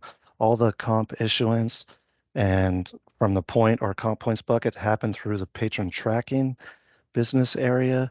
But if you want to look at your voucher status, you would go into marketing and click on voucher status. And that brings us to the voucher status as a form itself. We see all the comps. Tony has followed us. We see all the comps associated with Tony's account. Again, if we want to sort by available amount, we can do that. If we want to sort by expiration date, we can simply click on that. If we wanted to further filter any field that you can click on and sort like this, you can also right click and then you can use the toggle filters function. And you'll notice now we have a little toggle filter icon that almost looks like a martini glass, perhaps. You can then left click on it and create a custom filter if you wanted. So now I can say, I want to see all the comps given to Tony greater than $20. And so now it filters out all the comps. You may not end up using this because there may only be one or two or three comps on a patron's account, but you can use this anywhere. You could use this custom filter on the player history form. Like if you wanted to see all your patrons that were losing more than $1,000 on your casino floor at this particular time, you can do it that way. Or for patrons that are winning more than, $1,000 or $2,000, you can click on that patron win loss and then create a custom filter, and it'll help filter that way. Or you can just simply click on it and it'll show you, who's winning the most, or you can click it again, it'll show you who's losing the most. And it works like that in most of these tables within Synchros that you can then click on the column headers to filter that data sequentially. What So would you again, call your voucher definition? It's basically a comp that has been added to an account, and it could be a gift, it could be a right, food amount. correct. Or it could be a hotel stay. You decide. They're all called vouchers when they're physical things, right? You can't issue free play through a comp, right? So the vouchers are whether it's, yeah, like you said, food and beverage, or if it's merchandise, or if it's, and you can set up those categories within Synchros. So when you want to pull your reporting through Oracle Analytics, you can look at all of just your food and beverage comps if you want. And if you saved this comp, like the Firestone Kitchen comp, you might save that comp in the food and beverage category. And then you can even use a subcategory. And Danielle is going to get into that in, when she gets into building comps, which is coming up shortly here. And she'll cover all of that with you and how you can then categorize your comps. So for your reporting purposes and sorting and seeing maybe what types of comps patrons prefer to use or whatnot. Do you know if Danielle was the trainer for the Bell on the comps? No, I believe that was Cassie that did back in October. Right. Right. That was Cassie. She's going to be doing the Oracle Analytics training for you guys. Okay. I promise I'm as good as Cassie. Oh no. Danielle's amazing. Just to know who I'm talking to, because we kind of went round and round, and she'll remember that, you know what I mean? So I was just seeing For if it was the sure. same person that I talked to about, the comp and the award and, all the different definitions. That's it. Gotcha. Okay. No, we have Danielle with us this time, and she's absolutely amazing. You'll find out very shortly because she's going to go over comps with you in just a minute here. So this is the voucher status, guys. Does this look exactly like that status tab from the redemption and comp issue form? It should, because it is literally that tab as its own form. Functions the exact same way, just like I showed you. You would click on the individual voucher if you wanted to void it. And we call all of our comps just vouchers. If you'll notice, it says voucher issued. So that's referring to the comp that you issued. If we want to void it, we can simply select it, select void. It's going to say warning. This will mark as void one voucher. Sure, we're just testing. And now it's been voided and it resets. It just removed my filter. Thanks, Synchros. But again, so voucher status, this is where you can go if you forget that it's in the redemption or comp issue form. You do have the separate voucher status form within marketing voucher status. If you hit your search button and you just need to remember to type voucher, it will also bring up, these are the reports. Reports are listed first. If you scroll down, vouchers kind of cover everything, but you'll notice in the forms, we have the voucher status form. It's the voucher status modification form. So just one thing to note, when looking for that form, you want to type in voucher and not comp in this particular case to find that voucher status through the search function.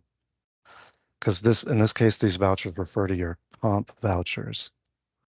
Does that make sense to that? Is that clear? Here's our other, these are our Flex issued. We have our McDonald's for $20 and our Italian for $10. They show up here, whether it was a static issued or Flex issue comp, they all show up here on the either the status tab of the redemption form or the status tab of the comp issue form or on the voucher status form itself. Can you explain the drawdown? Drawdown is simply like exercising the comp. In this case, when I hit drawdown, it redeems it. So when I hit yes, now that Bella, see how it says there's available amount is now 0. So that comp has been used. Got it. And then if you have access to reverse, if you accidentally drew down the wrong comp, or if maybe they had a meal and they thought that it wasn't up to your usual standard for whatever reason, and you wanted to just say, okay, don't worry, you can use it again, come back tomorrow, I'm sure everything will be fantastic and wonderful tomorrow. You can then hit the reverse button to make that amount available again. But this is a limited time if you have access to it.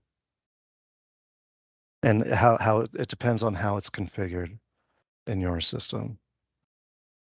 But if so, theoretically, the drawdown functionality would be for if it didn't work with that particular kiosk and then they had access to Synchros at the restaurant, but I think it will work if I'm not mistaken, and then it'll instantly draw that voucher down against whatever bill they had at McDonald's. But basically you would select that and then you hit the drawdown and then that will use that voucher. So if it's a one-time use voucher, all of that is then used.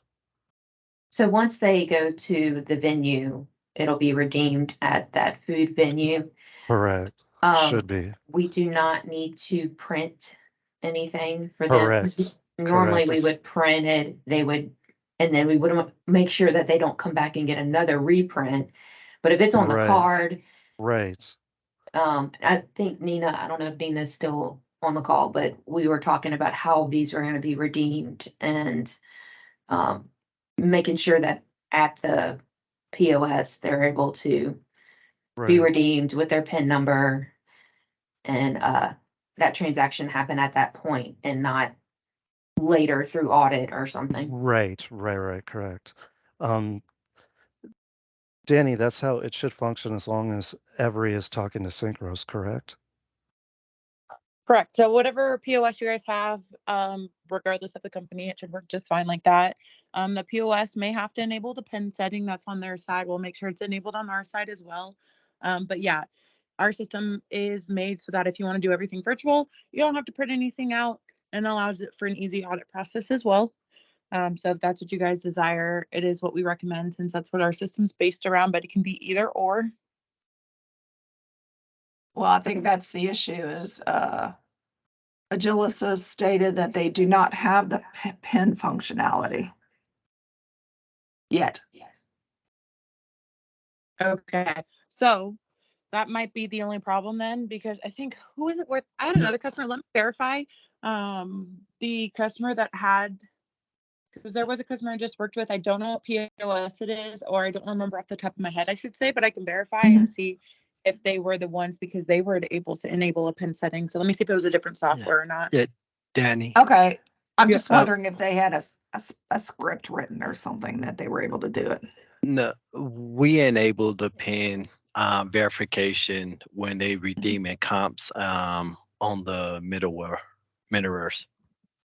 So if a patron wants to go redeem a comp, it doesn't require a PIN. Not a patron. Someone who's working in like a cafe or something. They issue them the comp and then they'll have to redeem it. So it does not work with a PIN. That's what you're saying. Yeah, that's what Jessica says. She says we use comps on the card, believe with no PIN. Yeah. Okay.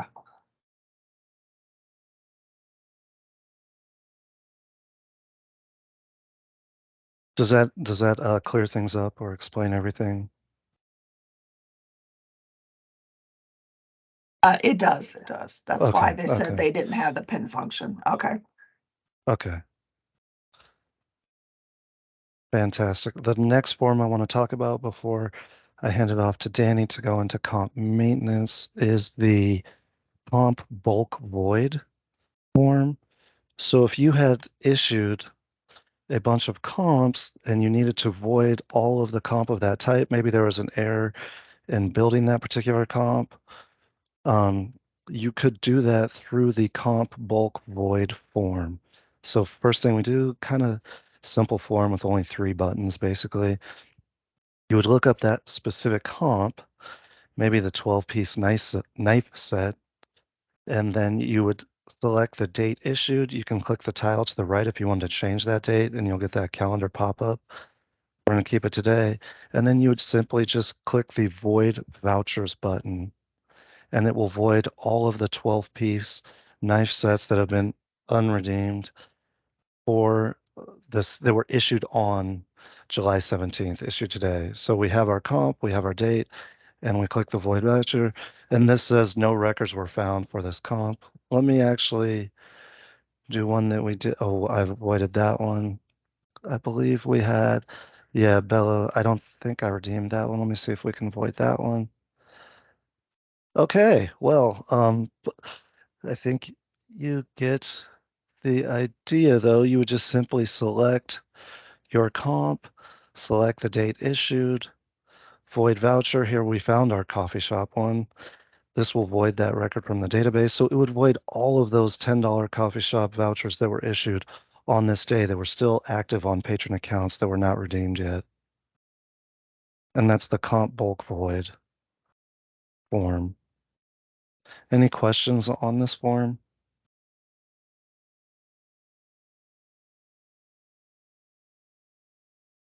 I'm not sure if it's something you'll end up using very frequently, but Christopher had or a question. He said, uh, is the date that the comp was created, or is that the date that they were set to be redeemed? That's the date that it was issued. So let's say I mass issued comps yesterday on the 16th, and then it was the wrong amount. I would choose the name of the comp I issued the 16th and then void. So whatever the issue date was.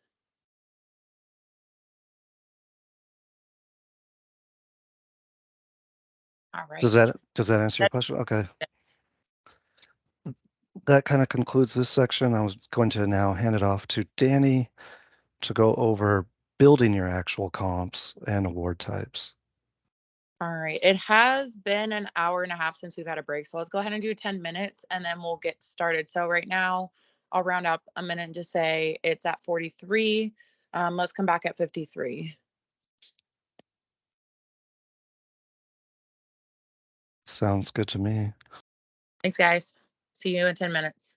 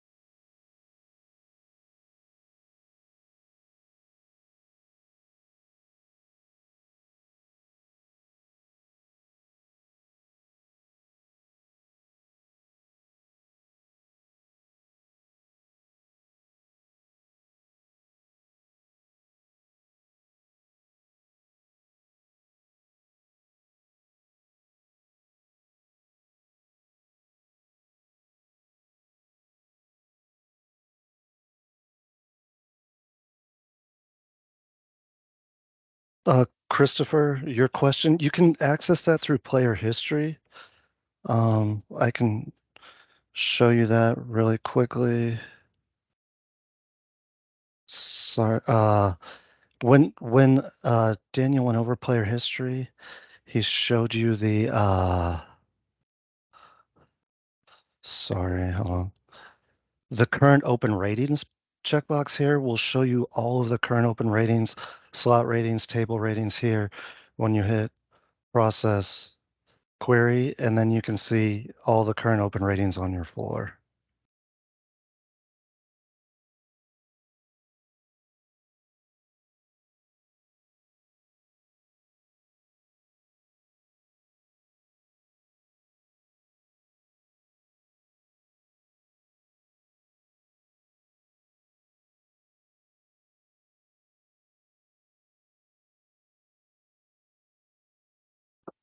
Right. Do we have everybody else back? Thanks, Alex, for answering that question. Does anybody else have any further questions before we move on to how to create a comp?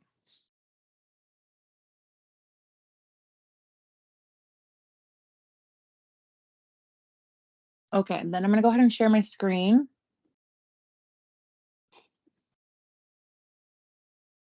All right, so if you are following along on the agenda, we're on page 6, item number 8. So this is how we're going to be able to build our comps. It's going to be under the Synchros menu button, marketing and comp maintenance. Everybody see my screen okay? All right. I can see it. I can see it. Perfect. All right, we're going to go through the first options on the screen, and then we can go through building some comps. I will reference some of the forms that Alex went through with redeeming the comps or issuing them, just so you guys can see in relation to which screen they go to. But starting off at the top, obviously we're going to have our comp name. These comps can be used over and over again, so maybe come up with a structure that you guys like to keep them uniform, as well as a description and then a disclaimer. A description can be very, very useful. So if you guys ever have somebody else taken up where you left off, or somebody new coming into the department, they can look at the description and see utilize what this comp is really utilized for. Then going below, one of the boxes that is easily mixed is going to be this active button. You're going to make sure that that is checked when you're creating a new comp so that you can be able to issue it. Then down here, we'll skip this redemption type for just a second. It is going to say grayed out. So actually, no, I'll go over it. Redemption type is grayed out right now because we haven't selected what type of comp it is yet. Once you choose the comp, it will become available. But essentially the redemption type is saying, do you want to use it one time or multiple? So for example, if I issued a $50 voucher for the bar, customer goes up, they use $30, they have $20 left. Do you want them to continue and be able to use that next time, or do you want it to be a one-time use only? So if you want it to be one-time use, they use what they use, and then that's it. You leave it on one time. But if you would like them to be able to use the full value of their comp, then you're going to want to be able to do the multiple use. Next, this is going to be a gratuity cost comes from. Most casinos, in our experience, don't use this too frequently, but our system does offer the ability to allow guests to use their points for tipping. So if that is something that you guys are going to allow in your guys' casino, here you can say how it's going to be redeemed, whether it's coming from the casino points or comp points. On the right-hand side is going to be for reporting purposes, is our comp type. So this is going to be very, very useful to you guys when you're trying to analyze what comps are mostly used. And your reinvestments, you want to say what kind of comp it is so that when you're pulling these reports and like Discover or Oracle Analytics, I'm not sure which one you guys have, I apologize, you'll be able to pull from comp type to see, all right, this comp for this restaurant was used, and simply you just choose the drop down, choose which one you want. So for example, you can do food and beverage, and then you can choose the place or just a generic one for comp type. Going back to the left-hand side, we have points return. So this is going to be another one. So let's say a person comes up and does get that $50 comp for the bar. They go to the host and say, hey, can I have this? You guys pull it from the comps, from their comp point bucket or their point bucket. This is basically saying that, all right, if they go up and use $30, but they don't use the rest, Do you want to allow those points that they did not use to go back to their account when it expires, or do you want them not to return, which means if you don't use it, you lose it, right? And then on the right-hand side, we're going to have our available on. Available on is going to say what type of comp it is. So Alex was kind enough to go through all our different forms. We have a few that are flexible, meaning you can choose how much the comp is worth. So you just create a generic comp here. And then on those flex forms, you say what the value is, or we have those static comps, right? So that'd be like a redemption form, our comp issue form, or a department comp. And on those, they are pre-set values. And so you already know you have that $5 bar tab, that $5 coffee, whatever that preset amount is that can be issued. So on here is you're going to say what kind of comp you're using or what you're using it for. So like we have a redemption is a static, or comp issue is a static, or flex comp could be either from points or comp point bucket. And then of course our departments. And then on the right-hand side, we have a few options. So if you guys decided that you wanted to issue a comp through an incentive, which is our earn and get, right? You do X, you get Y. This is where you're going to say that that comp can be available on the incentive form. So you could tie it to that incentive. And then our offers. So offers could be like our monthly mailers. We'll be going down the road through offers as well. So that's when you issue those monthly mailers essentially to the patron's guest account, you can say what comp they're getting. This just allows you to tie it to that form so it's available to issue out through a mass offer like that. Department comps is our static amount for the department budget. And then our menu item is going to be tied to, if you guys decide to ever do, let's say, for example, the drink request at the True Time display. So patron is carded in and they select their options on the screen to request a drink. Those items must be set up as like a comp. So that's where you'd select the menu button so that it will be an available option to select on that screen. And then below here, we have a few box fields as well. So point required and comp point required, which is over here on this left-hand side. That is going to be, so for example, if I were to choose a redemption, which comes from the point bucket, or the comp issue, these are static comps. We say here what that's worth. So redemption is going to be a point comp essentially that it comes from. And this is where we're going to say if we're setting up that $10 comp for, let's say, the coffee shop, and we know that, do you guys know your ratio right now for what your points are worth? So for example, what is your dollar value of a comp? So is it 100 points equal $1? It's 1,000 points. Okay. So that's where you do the kind of math here to say 10,000 points equal $10, right? So I would put in 10,000 here so that it's already set as a preset amount for that static comp. We'd only use these boxes for our static to say what they're worth, and that's how it determines which ones, how much is pulling from the system. And then we have our cost and value. Cost is these two are for reporting purposes. They're not required, but they are definitely useful for reporting when you want to pull anything in the future to analyze your business, right? So cost is going to be what is the cost to your guys' casino? So what value are you paying for? So if you do a comp for like a hat and you buy these hats at wholesale for like $1 a piece, I would put $1 here, but the guest thinks they're worth $15. I would put the value here for what the guest knows they're worth as 15. Okay. And then below here is days valid. Days valid is what is the default of which this is going to expire. So I can come here and say 3, 7, whatever you guys want that default expiration date to be. Keep in mind when Alex was going through all those different comp issuing forms, they were having their own available date on, and then some of them let you choose when they expire. So any of the flex ones allows you to change the expiration date. But these static ones, you can't change the dates in which they expire. Those are going to be preset on here as the default. And then our daily limit, this is just basically daily restricts the number of vouchers issued per comp for a given patron on the same day. So if you did want to restrict this ever, you could go ahead and change this value here. Normally we just leave it at default. Before I go ahead and create a few examples, do you have any questions?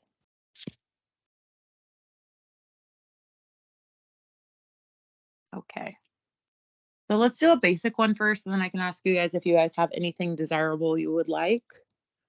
So when I'm coming here, so let's say I want to do a $20 bar coupon, right?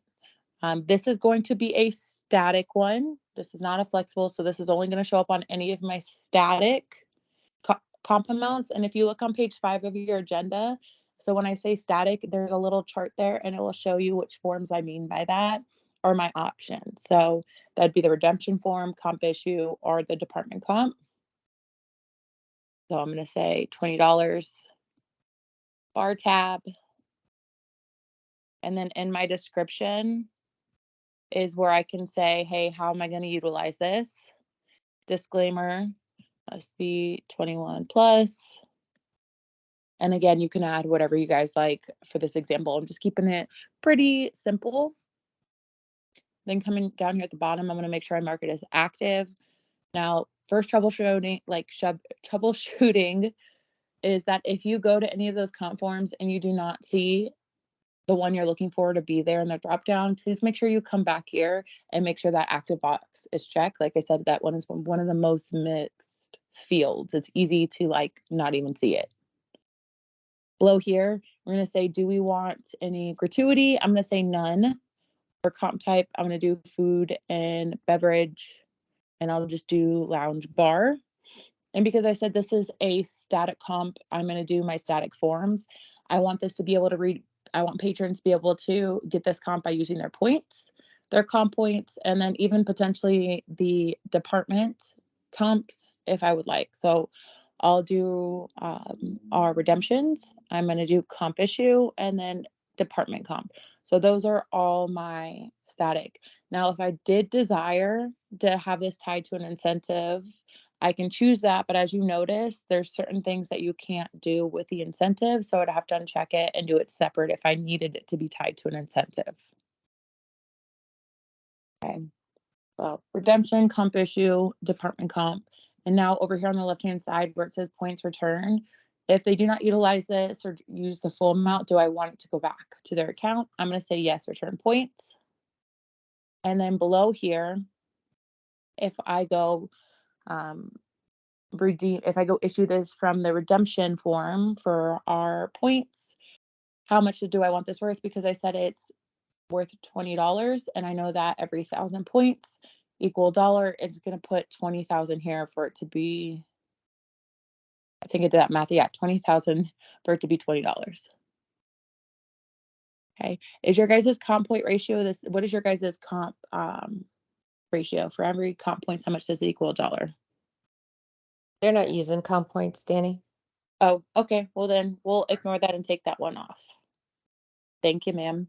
Okay, And so then- okay, we're talking, I see I'm looking at the table and I see each option here, except for the one that says flexible amounts.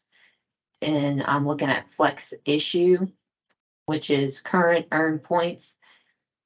Which option is that? That's going to be flex comp. So I'll go ahead and select it. So just so you guys can see it, it does take away my other selections. But if you hit flex comp, you're going to be able to see that over here on the left-hand side is where you choose whether you want to be points or comp points. And that's where you, since you're only doing points, you would just choose allow points, and then it would show up on your flex issue form. Okay, so I guess this is where it gets complicated because we are going to have discretionary. So, okay, do we need to take the comp points out and only use points? I guess is what we're saying.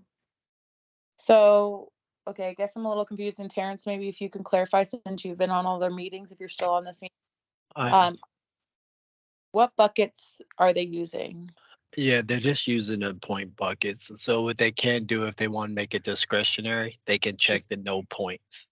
And they can issue the comp without deducting any points from the patron's account. Okay, cool. So Natalie, I don't know if you, was that Natalie asking the question? I'm sorry, it's hard to tell with Yes. the. Yeah, that's the question. He answered it. So that's one way you could do it too. But if you did want it to deduct by something, say you didn't always want it, depending who's issuing it, right? Because on the no points, so do not redeem points essentially or deduct points on that flex issue form when you're issuing it. Yes, it'll be discretionary, it won't affect any bucket. But if you decide you want to take it out of the department budget, you would also choose department flex so it can show there. And then that way it's taking it out of your budget so it can still record. So either option.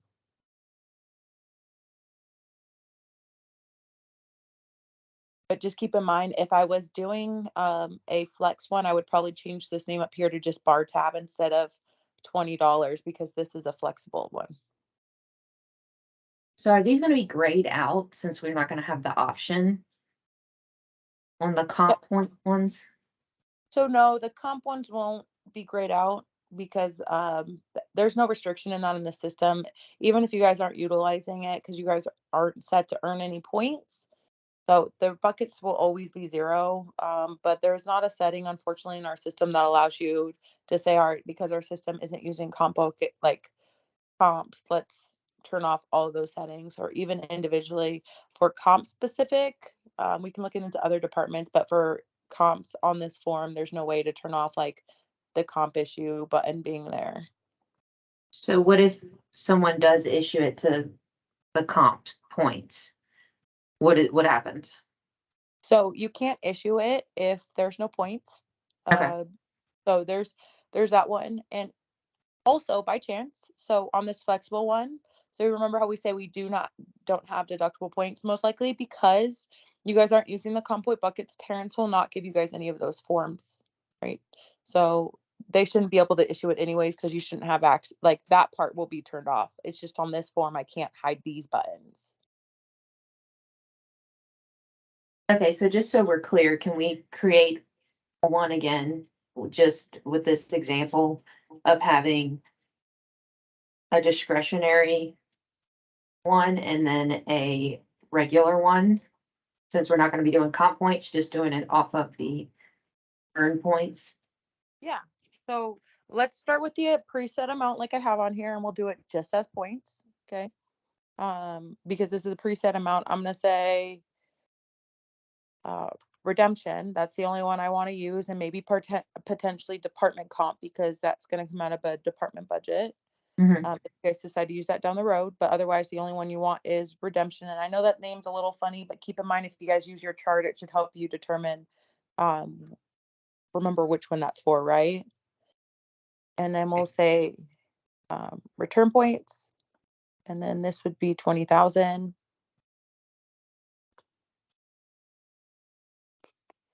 And then if you guys want to use the cost values, remember cost is what it costs your casino, and then values what the guest knows this as. And then I'm going to say it's good for 3 days. It's marked as active, and I hit save. Now, if I go to the Syncros menu button, patron tracking, and go to redemptions, and come here, you could see my $20 bar tab. Let me select a patron. So find at the top. I'm going to bring up a patron, Tony Stark, on here because this is coming from the bucket that they're able to see, right? And a lot of the times people use points for play, like they'll download it as free play. So there is an option where you can require the PIN. You can turn it off if you want, but if you want to have the PIN required so you know that a guest is actually there when you're redeeming it, you'd be able to select the plus sign or the check mark, put in their PIN, select enter. It'll tell you if it matches or not. So if it says it matches, you can now issue it, choose the item, the bar tab I just created. On the right hand, say available date. I'm going to leave it blank because I want it to be today. I'm going to add to list. Now on the right hand side, it says points used, points left after. And this just helps us determine if I did take these points away, how much would they have left? So I'm going to go ahead and create voucher. That's just your issue button. I'm not going to print it out. And now the comp's now issued to their account. So I understand that normally the person creating it isn't the one issuing it, but I just want to show you like in relation what your frontline would potentially doing, or if you have to compensate for a guest, right? All right. Any questions on the static comp? before we go do the discretionary?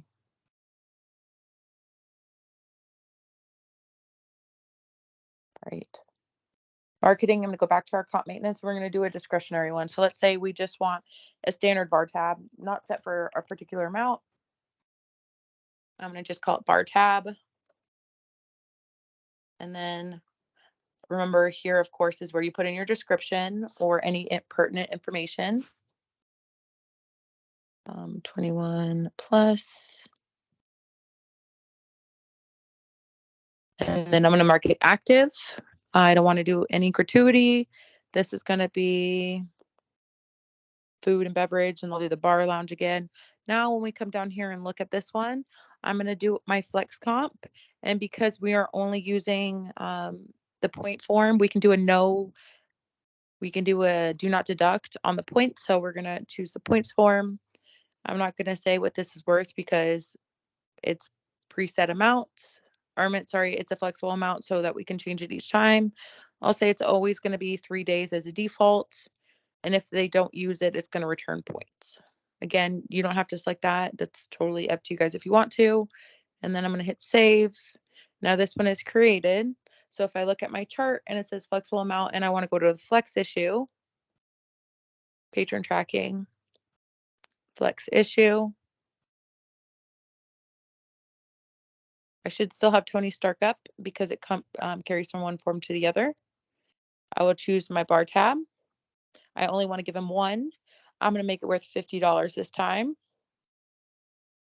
I can add a comment if I would like. Days validated, you see it's going to default to 3 because that's what I said it was set up on the comp maintenance form. But what if I only want it to be for 1 day?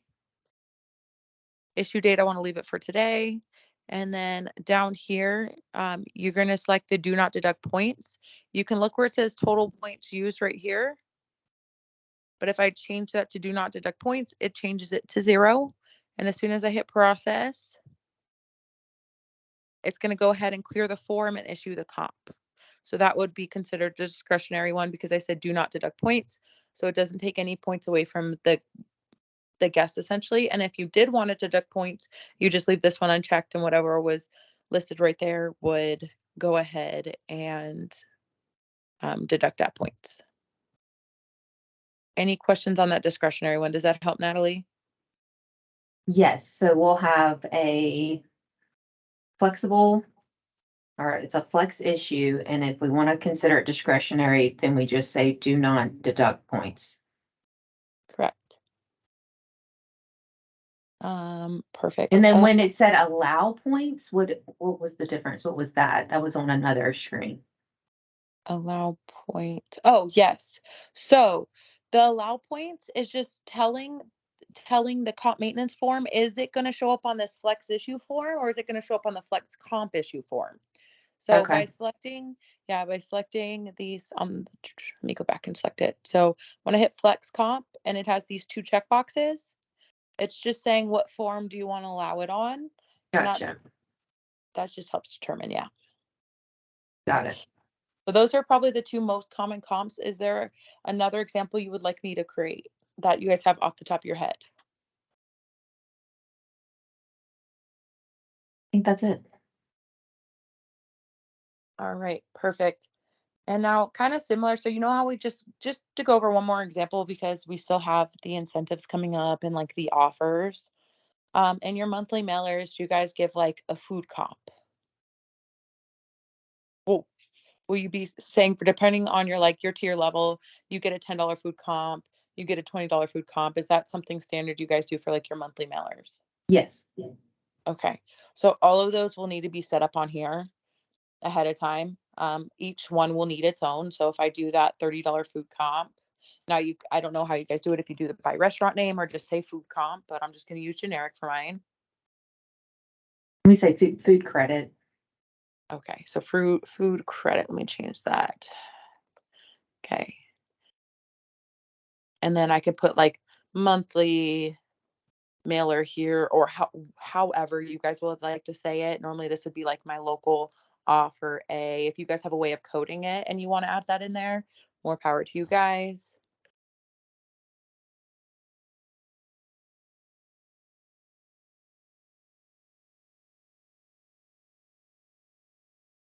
Okay, so a disclaimer, gonna make it active.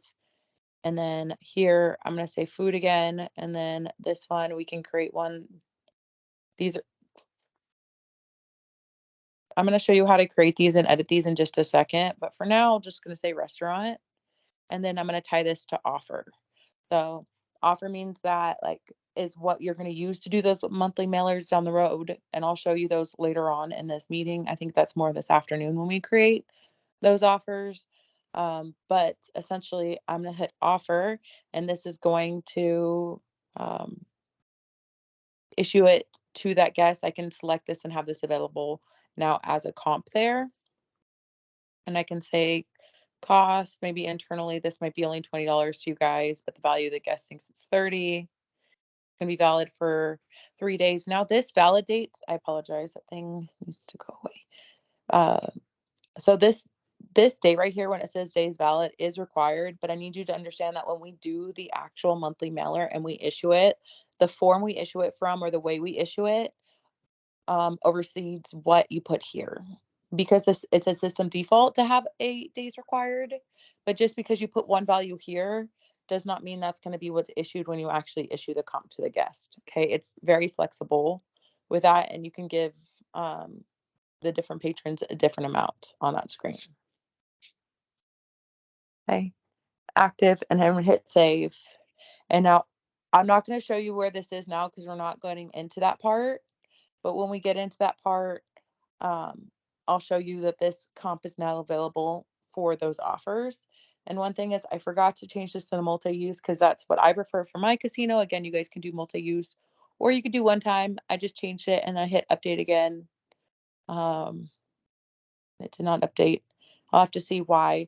I'm going to apologize. I don't know if they already told you. We're in our internal training. And because in our internal training, we do a lot of tests and examples, there might be some errors you would not get in production because we purposely overload the system sometimes just to see the different values and results we would get. But otherwise, it should be fine. And then kind of the same thing, I'm going to go ahead and hit clear. One thing I want to make sure that's important. So let's say I'm making multiple comps at a time. Make sure you hit the clear button at the top, because then that way you're not overwriting anything you had on that comp you just created when you're trying to create another one. Do we have any questions on offers before I go to the next one?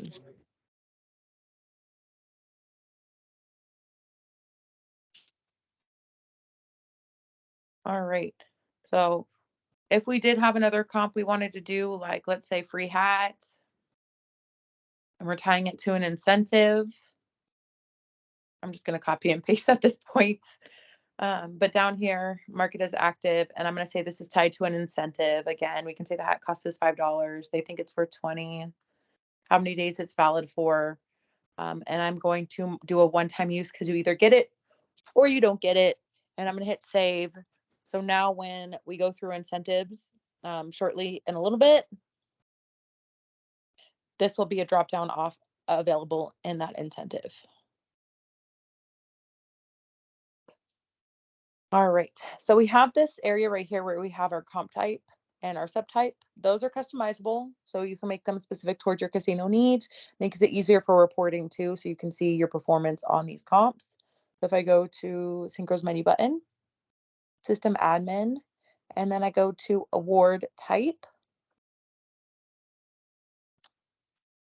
So on here we have our different categories. So for example, we had that food and beverage. You can see everything that was in that drop down. The last one we just chose was restaurant, or we use the lounge bar. Those two are ones that are that come with the system. The rest of them pretty much you see here, like these ones here and this one are all like customizable. So if I want to create a new one, I'll just hit the plus sign. And then I'll say, let's, for example, say Starbucks, hit add.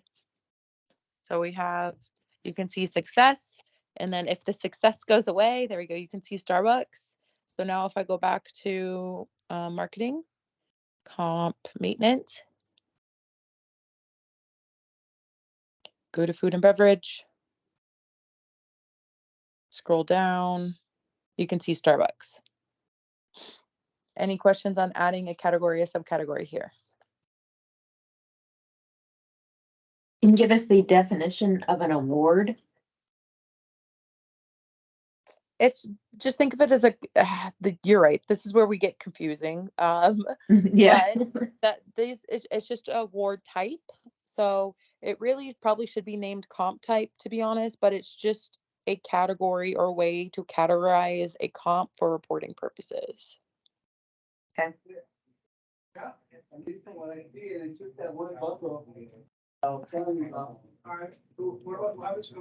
Any questions on the comps? All right. Alex is going to take over again for the next part. He's going to do section number 9 on page 6. Alex, are you ready to take over? Yeah, I'm here. I'm ready.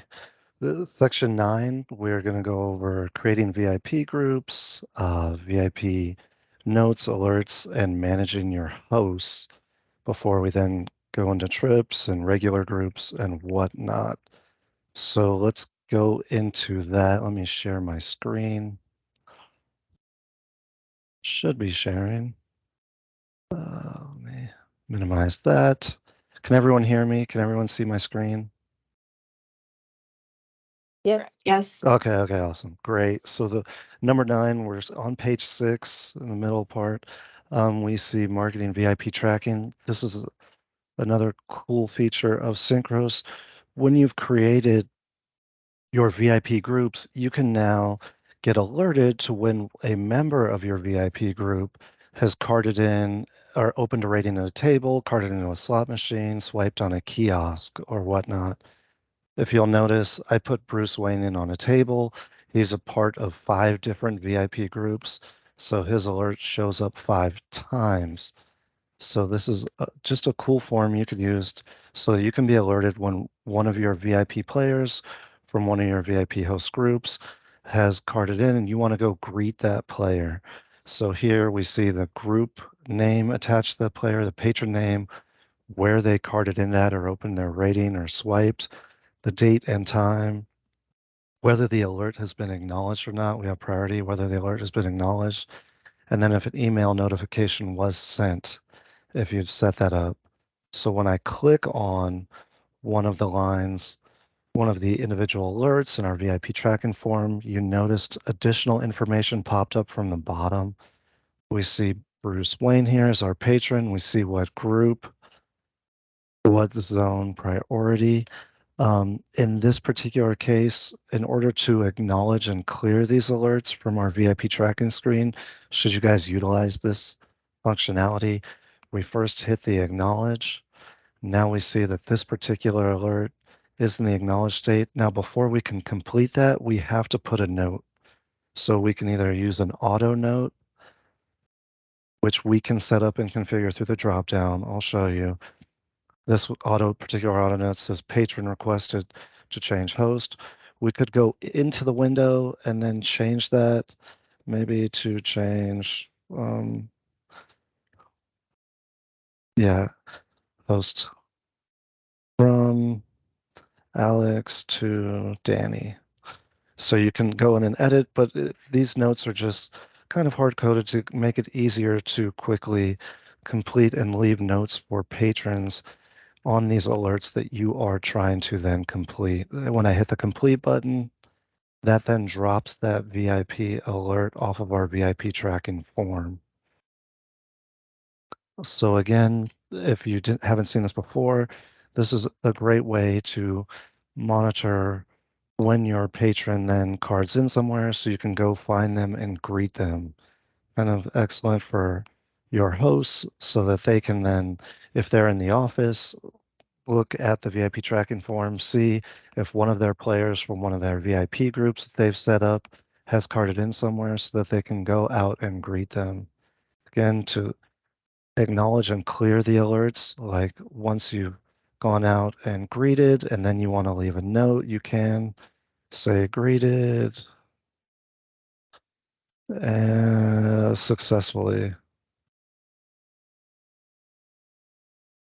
So this is just additional system functionality that helps your hosts find out where their guests are, and then so that they can go and greet them. So how do you set this up? you go to the Synchro Start menu button. First thing you would do is need to create a VIP group. So we go to VIP group setup. In this case, you will see the list of all of your VIP groups. You'll see the active and inactive groups. In order to create a VIP alert for a particular VIP group, that group does need to be active. If you want to add a new group, you would simply hit the add button on the Forms toolbar, and now we can type in the group name. We would then type in a description. We would want to make sure this group is going to be active. And then we would hit the save button. After we've done that, we're going to need to add patrons to our VIP group. How do we do that? We have to click on the members button on our Forms toolbar. So I go up to the top and click the members, and now I'm looking at all the members within a particular VIP group. In this case, you can add members individually by clicking on the add button and then finding your particular patron by entering in their name, first name, last name, if you have that. In this case, it's brought up our Peter Parker. We could hit the save button to save that particular member. You notice the highlighted line went from green to white. The green lines would mean that when I hit the save button, that patron would be added to a group. If I wanted to delete Peter and I hit the delete button, then this line will turn red. Let me add another patron to show you what that looks like.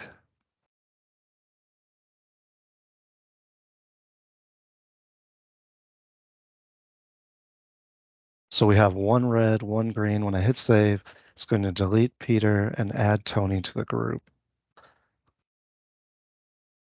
The other option we have here is the wizard. This is one way to add multiple patrons at a single time to a VIP group.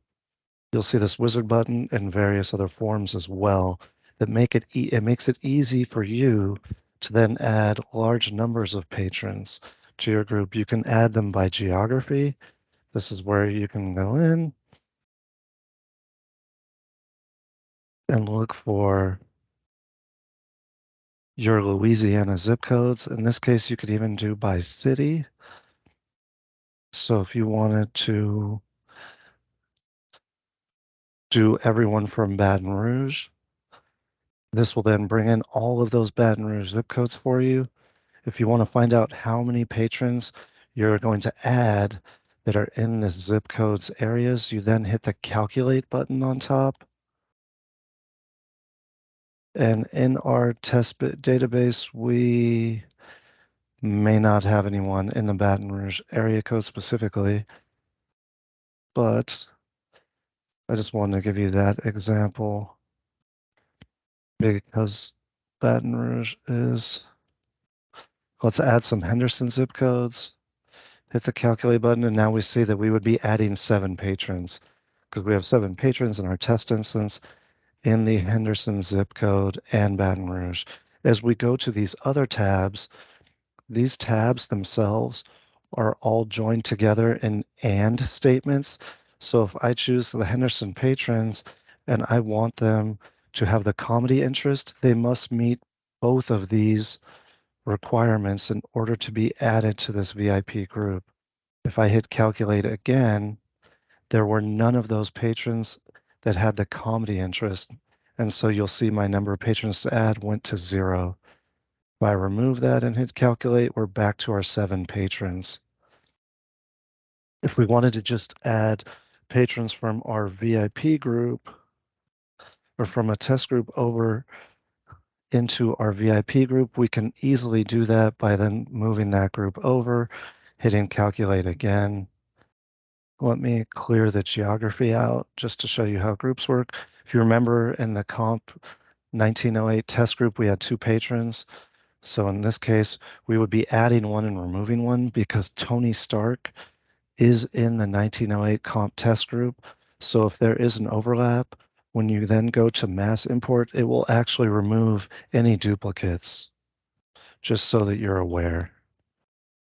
Let's go back over here. Awesome winners.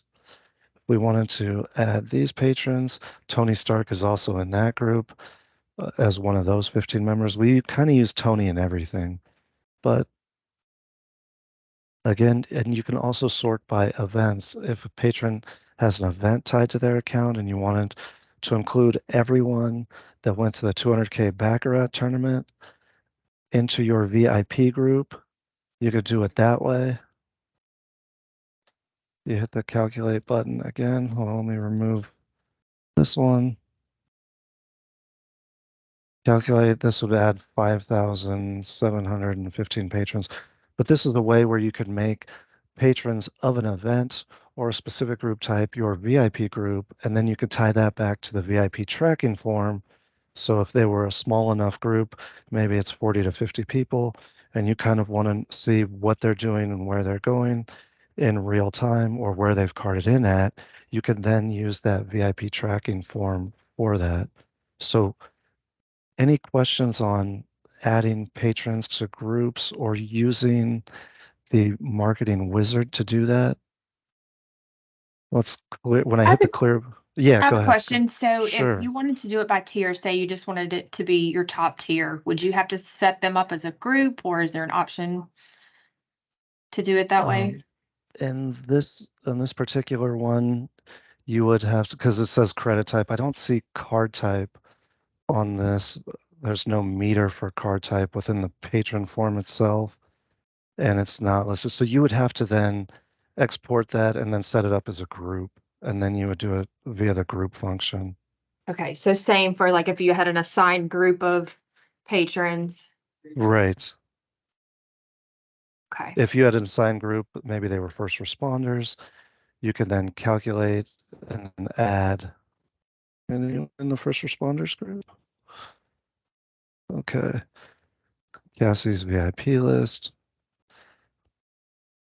And then we would be adding 3 people to that group via the groups tab from the wizard.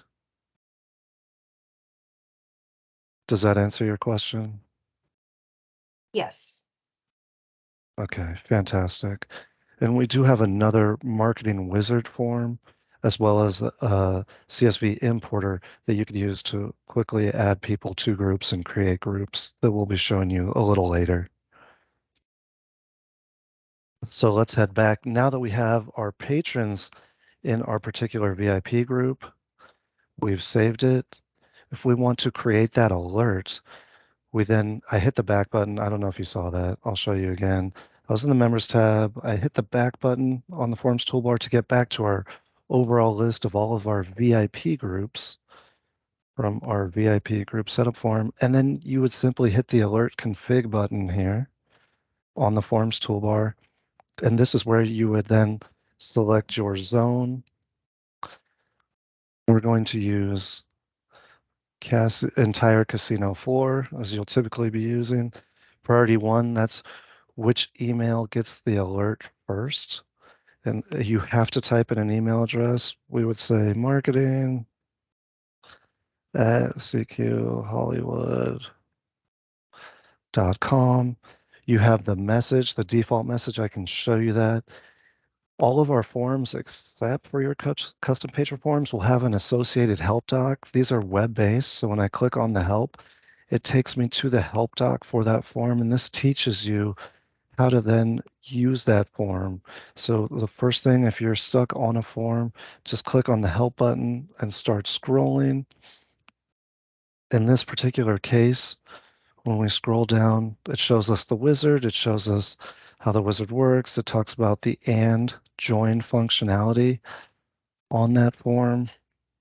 We keep scrolling down past the wizard and we get the alert configuration. It's under the additional information, and it's going to tell us what our default messages are and the other variables that you can include that you want included in that email message that you've selected the email address for. So in this particular case, it gives us all of the variables that we can use if we do not want to use the default. I just typically leave it as a default because the default message tells you the date, says new VIP arrival, gives the first and last name, the VIP group they're in, VIP zone, and then actual location and stand.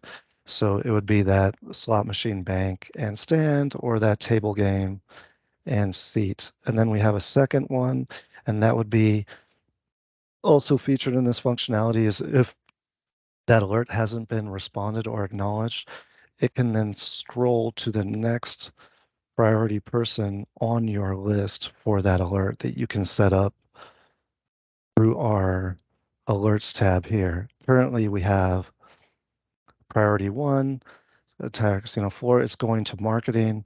If I hit the add button, we can then create a second responder, if you will.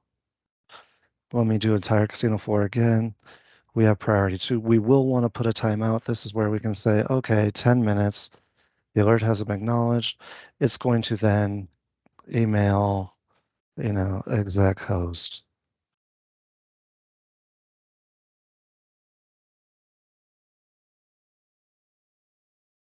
That default message. We hit the save. This will be, we'll set to priority. Sorry, I need to hit that button, priority 2. So it will first email marketing. After 10 minutes, if that alert hasn't been acknowledged through the VIP tracking form, it's going to then email the executive host email address at Casino Queen Hollywood, or whatever email address you put here, and it will send that default message that I showed you from the help doc. So we hit the save button, and now we've configured a basic alert. So whenever anyone from the Casino Queen Hollywood VIP group, so you could set these up by individual host. They could come in and put all their patrons, or you could set up for a particular tour or event. Maybe you have a VIP dinner on property or a VIP tournament, slot machine tournament, and you wanted to know, where your players were carding in at. You can kind of then use that and to see where they're have opened a rating or swiped, and then go to find them at that particular slot machine or kiosk. It's another way to do that instead of maybe going through player history and seeing if they have a current open rating. This way, we'll actually show them if they swipe at a restaurant or used their card at a restaurant. It'll bring that up as well through the VIP tracking form. We do have zone maintenance. So you notice I chose entire casino floor. If you want to set it up so you're only alerted if they swipe at a particular zone or bank of slot machines, you can do that. Or if you wanted to only be alerted if they swiped in through table games, you could set it up that way as well. You would go to system admin, zone maintenance. Yeah, we'll save changes. And then you'll want to select the VIP zone for our VIP tracking alerts. So very important, you go to zone maintenance, you go to VIP, and this has all of your VIP zones that you set up. Again, this is a training instance, so we have more zones than you will probably have in your casino environment. Typically, you would set it up as the entire casino floor. So if you wanted to add a new zone, you would hit the big, beautiful blue plus button here. And then this shows you all of your zones, and then you would simply just start selecting each zone that you wanted included for that particular alert. Typically, you'll just have all your zones, I think, if you want to find out, because you want to know where and whenever they card in. But you can use this just to exclude certain zones or only have certain zones show up if they card in there, maybe at high limit. You just want to know if a particular VIP cards into high limit, you can set up a zone that would have just high limit. You could also come in here and edit a particular zone if you wanted to.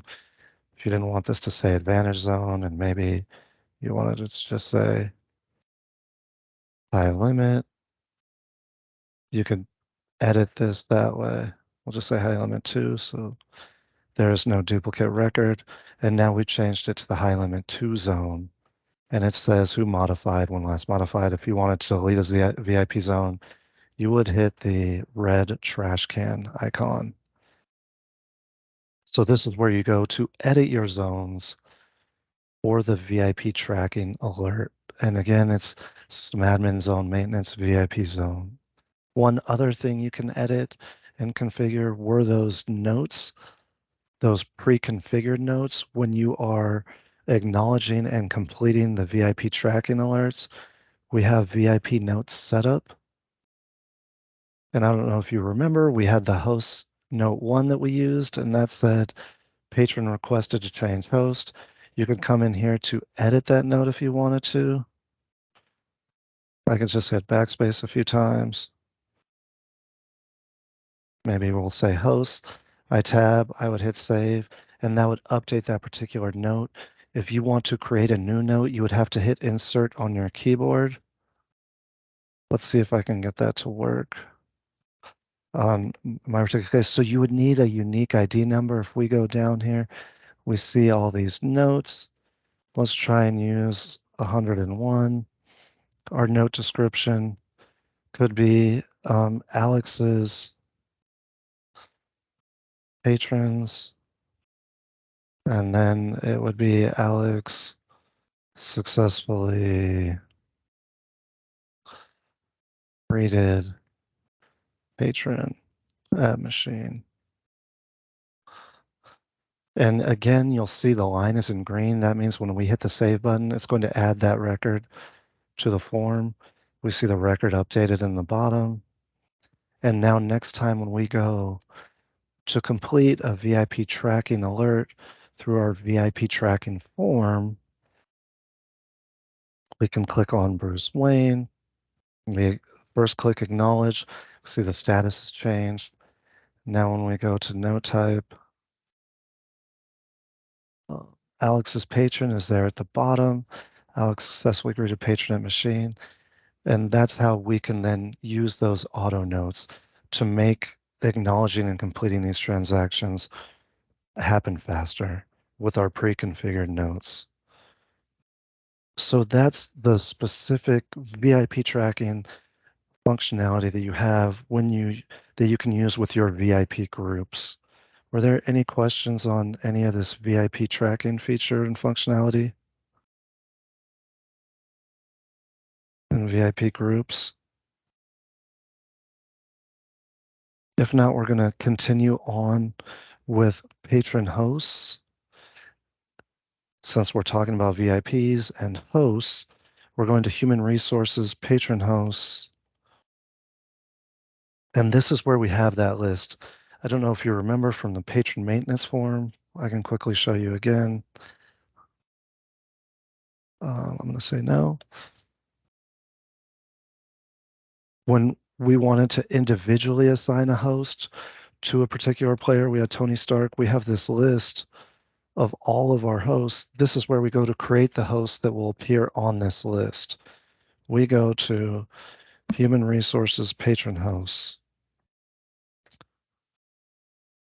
So not only do we create the host, we can then assign the host type to our particular new host. Here we have Alex Neto. I've assigned him as an executive host. If he were a slot host, we can do that. And these actual hosts that show up, host type that show up in the dropdown, are completely configurable by you guys for your reporting purposes. So I will show you next how to configure these individual host types, but this is where you would go to add a new host or potentially delete one. Now, if you do have hosts, you will have to remove the hosts from the patrons that they are assigned to before you can delete that host. So that's something we'll cover in a little bit that you can do by running your patron host report and then getting all of those patrons assigned to a particular host. And then you can update those hosts using our CSV importer.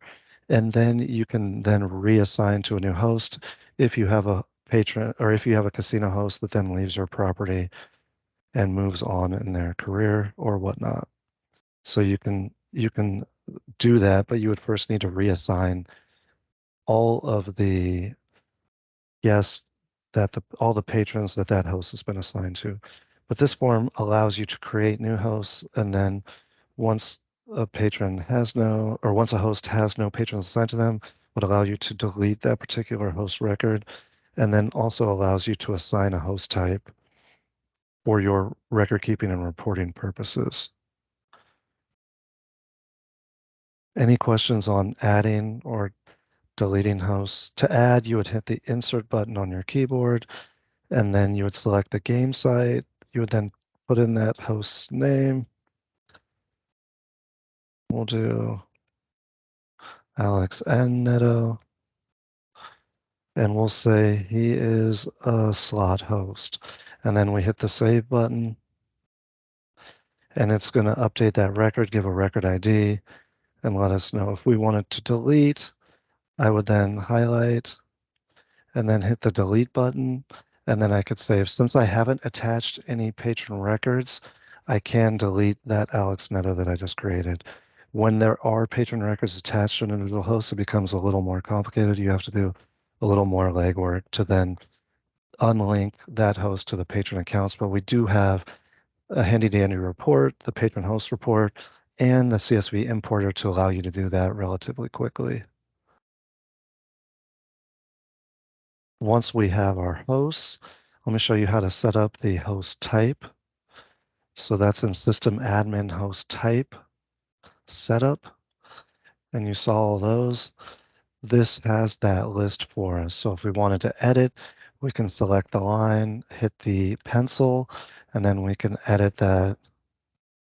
Maybe we want to put VIP in front of it, save change. If we wanted to delete one and it weren't assigned to a record, we could do that by hitting the trash can. If we want to add a new one, maybe you guys have it segmented and you have East Coast VIP host.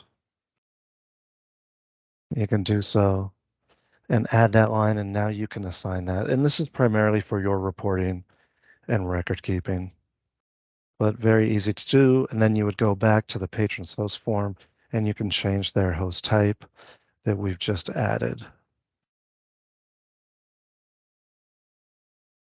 I can then click on Cassie and you will see the East Coast VIP host, and then we would hit the save button to update. Those are patron hosts and host types. Next, I want to get into, if there are no questions, employee group, and this is where we can create authorizers for comps and then assign patrons to VIP hosts to use in our VIP contacts form. That's a very cool form that I'm going to be showing you after we go over our employee groups. So another way to help you guys with your record keeping on your VIP patrons. So first, let's go to employee group, and this is through human resources. This form serves two functions. I don't know if you'll remember from our comp issue form and redemptions form. You guys will be using redemption. We had comp authorizers. So first, in order to get a comp authorizer to show up, you'll need to make sure your employer is included in the employee group type comp authorizer. So we currently have one. Let me just bring up, I hit the find button. Since there are less than 500 records, I can then find, it will give me the list of all of the comp authorizers. I'm going to go and edit one. You'll notice we gave it a group name. This is comp authorizers, new group. We now go to the employee tab, and it shows us the actual employees that are then authorizers. So in this case, if we wanted to add admin, we would select, and now admin will show up on that comp authorizer dropdown. I can show you really quick just for your reference, because you guys will be using the redemptions tab. And if you are using comp authorizers, this is the employee groups one where you would go to create the authorizers for a particular comp for your record keeping again. So if you're using the authorizer functionality, how you assign who is an authorizer, you do that through Human Resources Employee EMP group, employee group. You would just need to put that employee into a comp authorizer group type. We can create one just for your record.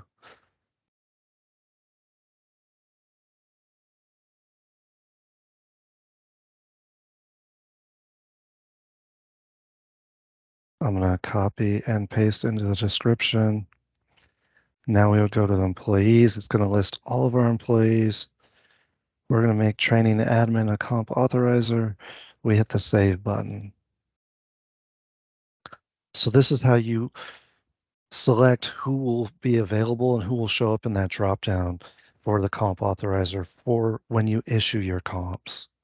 The other main functionality of this form is this VIP host functionality, which is very, very cool. Let's do this. So we say CQ VIP host. And this is what you use. You would set, okay, which employees. In this case, we'll use myself as an example. So I am Alex Neto. Now Alex Neto is a VIP host that can use the VIP contacts form that I'll show you in 1 second. But we need to include patrons in that. So we go to the patrons. It's going to take a second to load. And then this is how we include patrons so that we say, okay, Alex Neto can see these patrons on the VIP contacts form. Let's see here. We have our marketing, our regular, that's for our regular groups, then our VIP groups. We notice we created the CQG Hollywood group, and now it's going to add Tony Stark.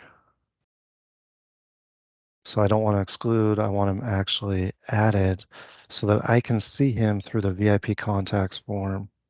So I'm going to hit the save button, but this is how you would add patrons and then add your employees that can see which particular patrons on our VIP contacts form, which is the next form. This is a very cool form in marketing that you can use then to keep notes on your particular VIP contacts. So I have Alex Neto as part of another group, and all of these patrons are in that group that I assigned to them. So now we have Tony Stark. If I want to then keep records of my contacts with Tony Stark, I can use this cool VIP contact management form. So any patron that I have associated to my account through that employee group form, and since I was assigned a VIP host, I was put into a VIP host group as an employee, and then we put patrons in on the patrons tab. I can now see them from here. When I click on a patron, it will show any current restrictions they have. You see here we have the pre-commitment cooldown period. That's a warning, but that shows up here. We have Tony, we have his picture, we have the contact history. These are manually added contacts. So in order to keep records of these particular contacts, I would come in here and hit the blue plus button, and then I can record a particular contact with Tony and have it saved in the system. So if it was a callback, if it was failed, if I left a message successful, I would then put the date of the next contact, scheduled contact. Maybe it'll be next Monday. It defaults to midnight, so you may want to change that. I can then click on it, click P for PM, click out of it, it is now updated, and then we can leave a note. Talk to Tony. He's coming back next week for the 2x points promotion. And then I hit the add button, and this will add this particular note to Tony's account that's viewable through the VIP contact form. You can also see the regular account notes by going to the private notes. These are the notes that also show up through the patrons form. Now, if you want to leave a note that only you can see, you can then lock this note. You'll notice one is locked in red. That's just locked to the owner, but everyone can view that note. If I lock it while on this form, I can set it so that only I can view that particular note on that patron's account when I go to view that account through the patrons form. So if I want to create a private note on the patrons form for Tony, I can do so here by clicking on the padlock symbol. I would then edit, and then I could lock note to owner that way, or I can go ahead and edit the note type if I wanted to. If you want to switch it to a mandatory read, we can show you that.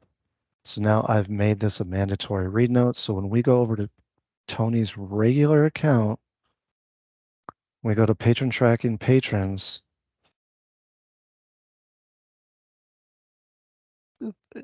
He previously did not have a mandatory read note, so I don't know if you guys noticed when we brought up his account, it just showed us the account information. This is what it looks like when you have a mandatory read note assigned to a patron account. You get this pop-up and you literally cannot click out of the form until acknowledging that note.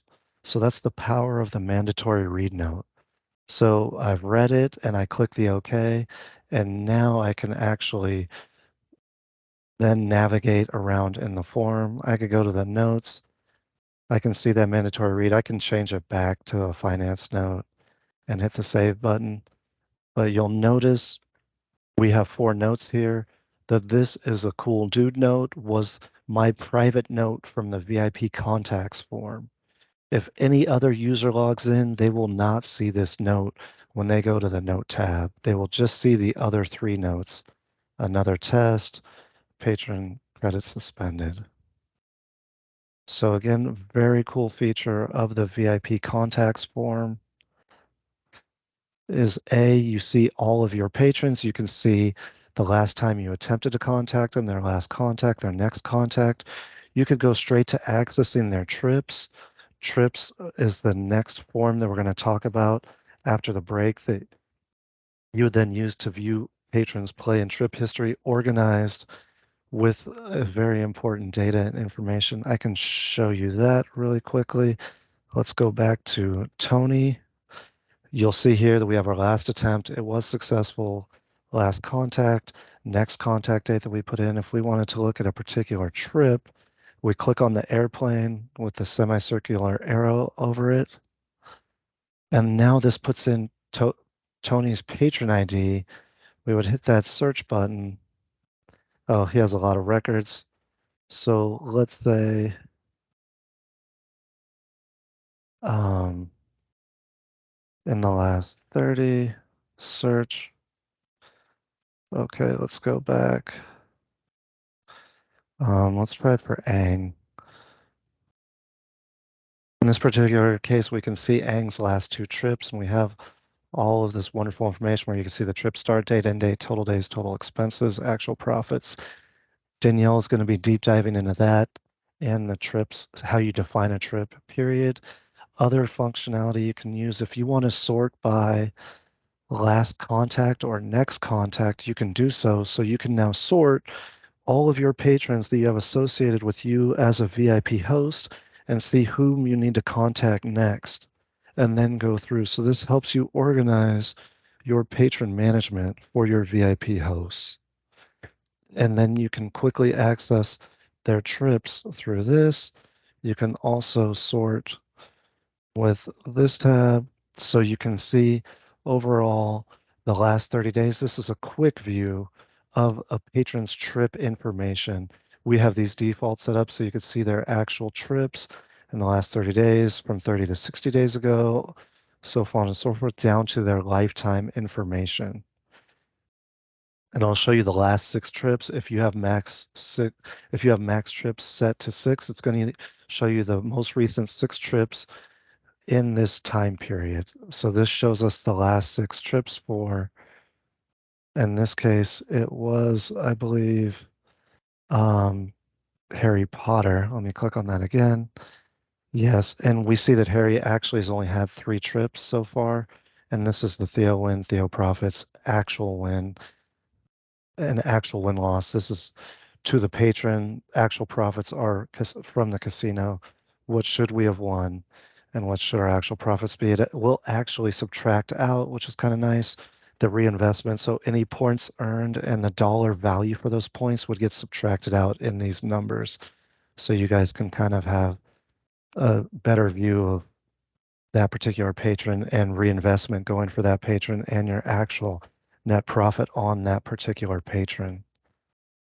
So again, VIP contacts, mainly you're using this to keep track of your actual contacts, actual phone calls, or going out using the VIP tracking, greeting the guest on the casino floor, and then coming back here, leaving that particular contact information when you want to contact that patron next, a note if you would like one,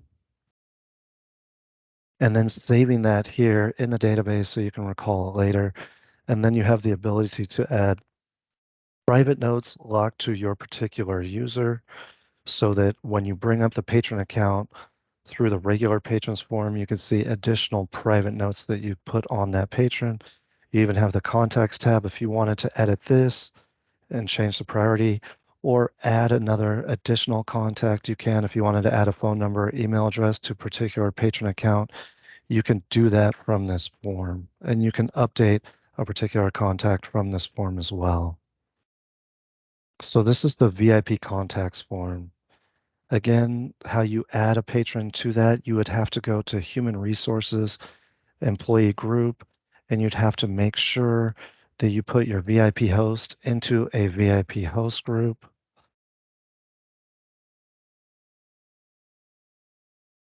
And then made sure to add patrons to that particular VIP host group for that VIP host. And then they will see those particular patrons on the marketing VIP contacts form. Any questions on this, guys? Any questions? If not, I believe we're going to break for lunch before we go ahead and then get back into trips, groups, events, and then go on to offers, manual random giveaways, incentives, and various miscellaneous patron functionality. So are there any questions? Did I miss any questions in the chat? Am I You did muted? not. You're good. You're great. Okay, guys. If you want to break for lunch and then we come back in an hour at 2:05 your time, does that sound good for everyone? I think it's 1:05. I think they're 2 hours, right? Or are they 3 So hours? they're 2 hours. So if we come back an hour ahead, would it be? It's 1:05 now for them. So we should Whatever 05 it is, you guys should have another request Yeah, to start 5 minutes late. yeah. If not, I'll stop sharing my screen now and we can conclude this portion of the training and then reconvene in. Do you want to just reconvene in 54 minutes or do you want a full hour? Let's just give them the full hour. So Okay. 1:05. Let's just do 1:05. Okay, guys, everything good? Sounds good. Sounds good. Thank you. Thank you. Okay, thank you guys.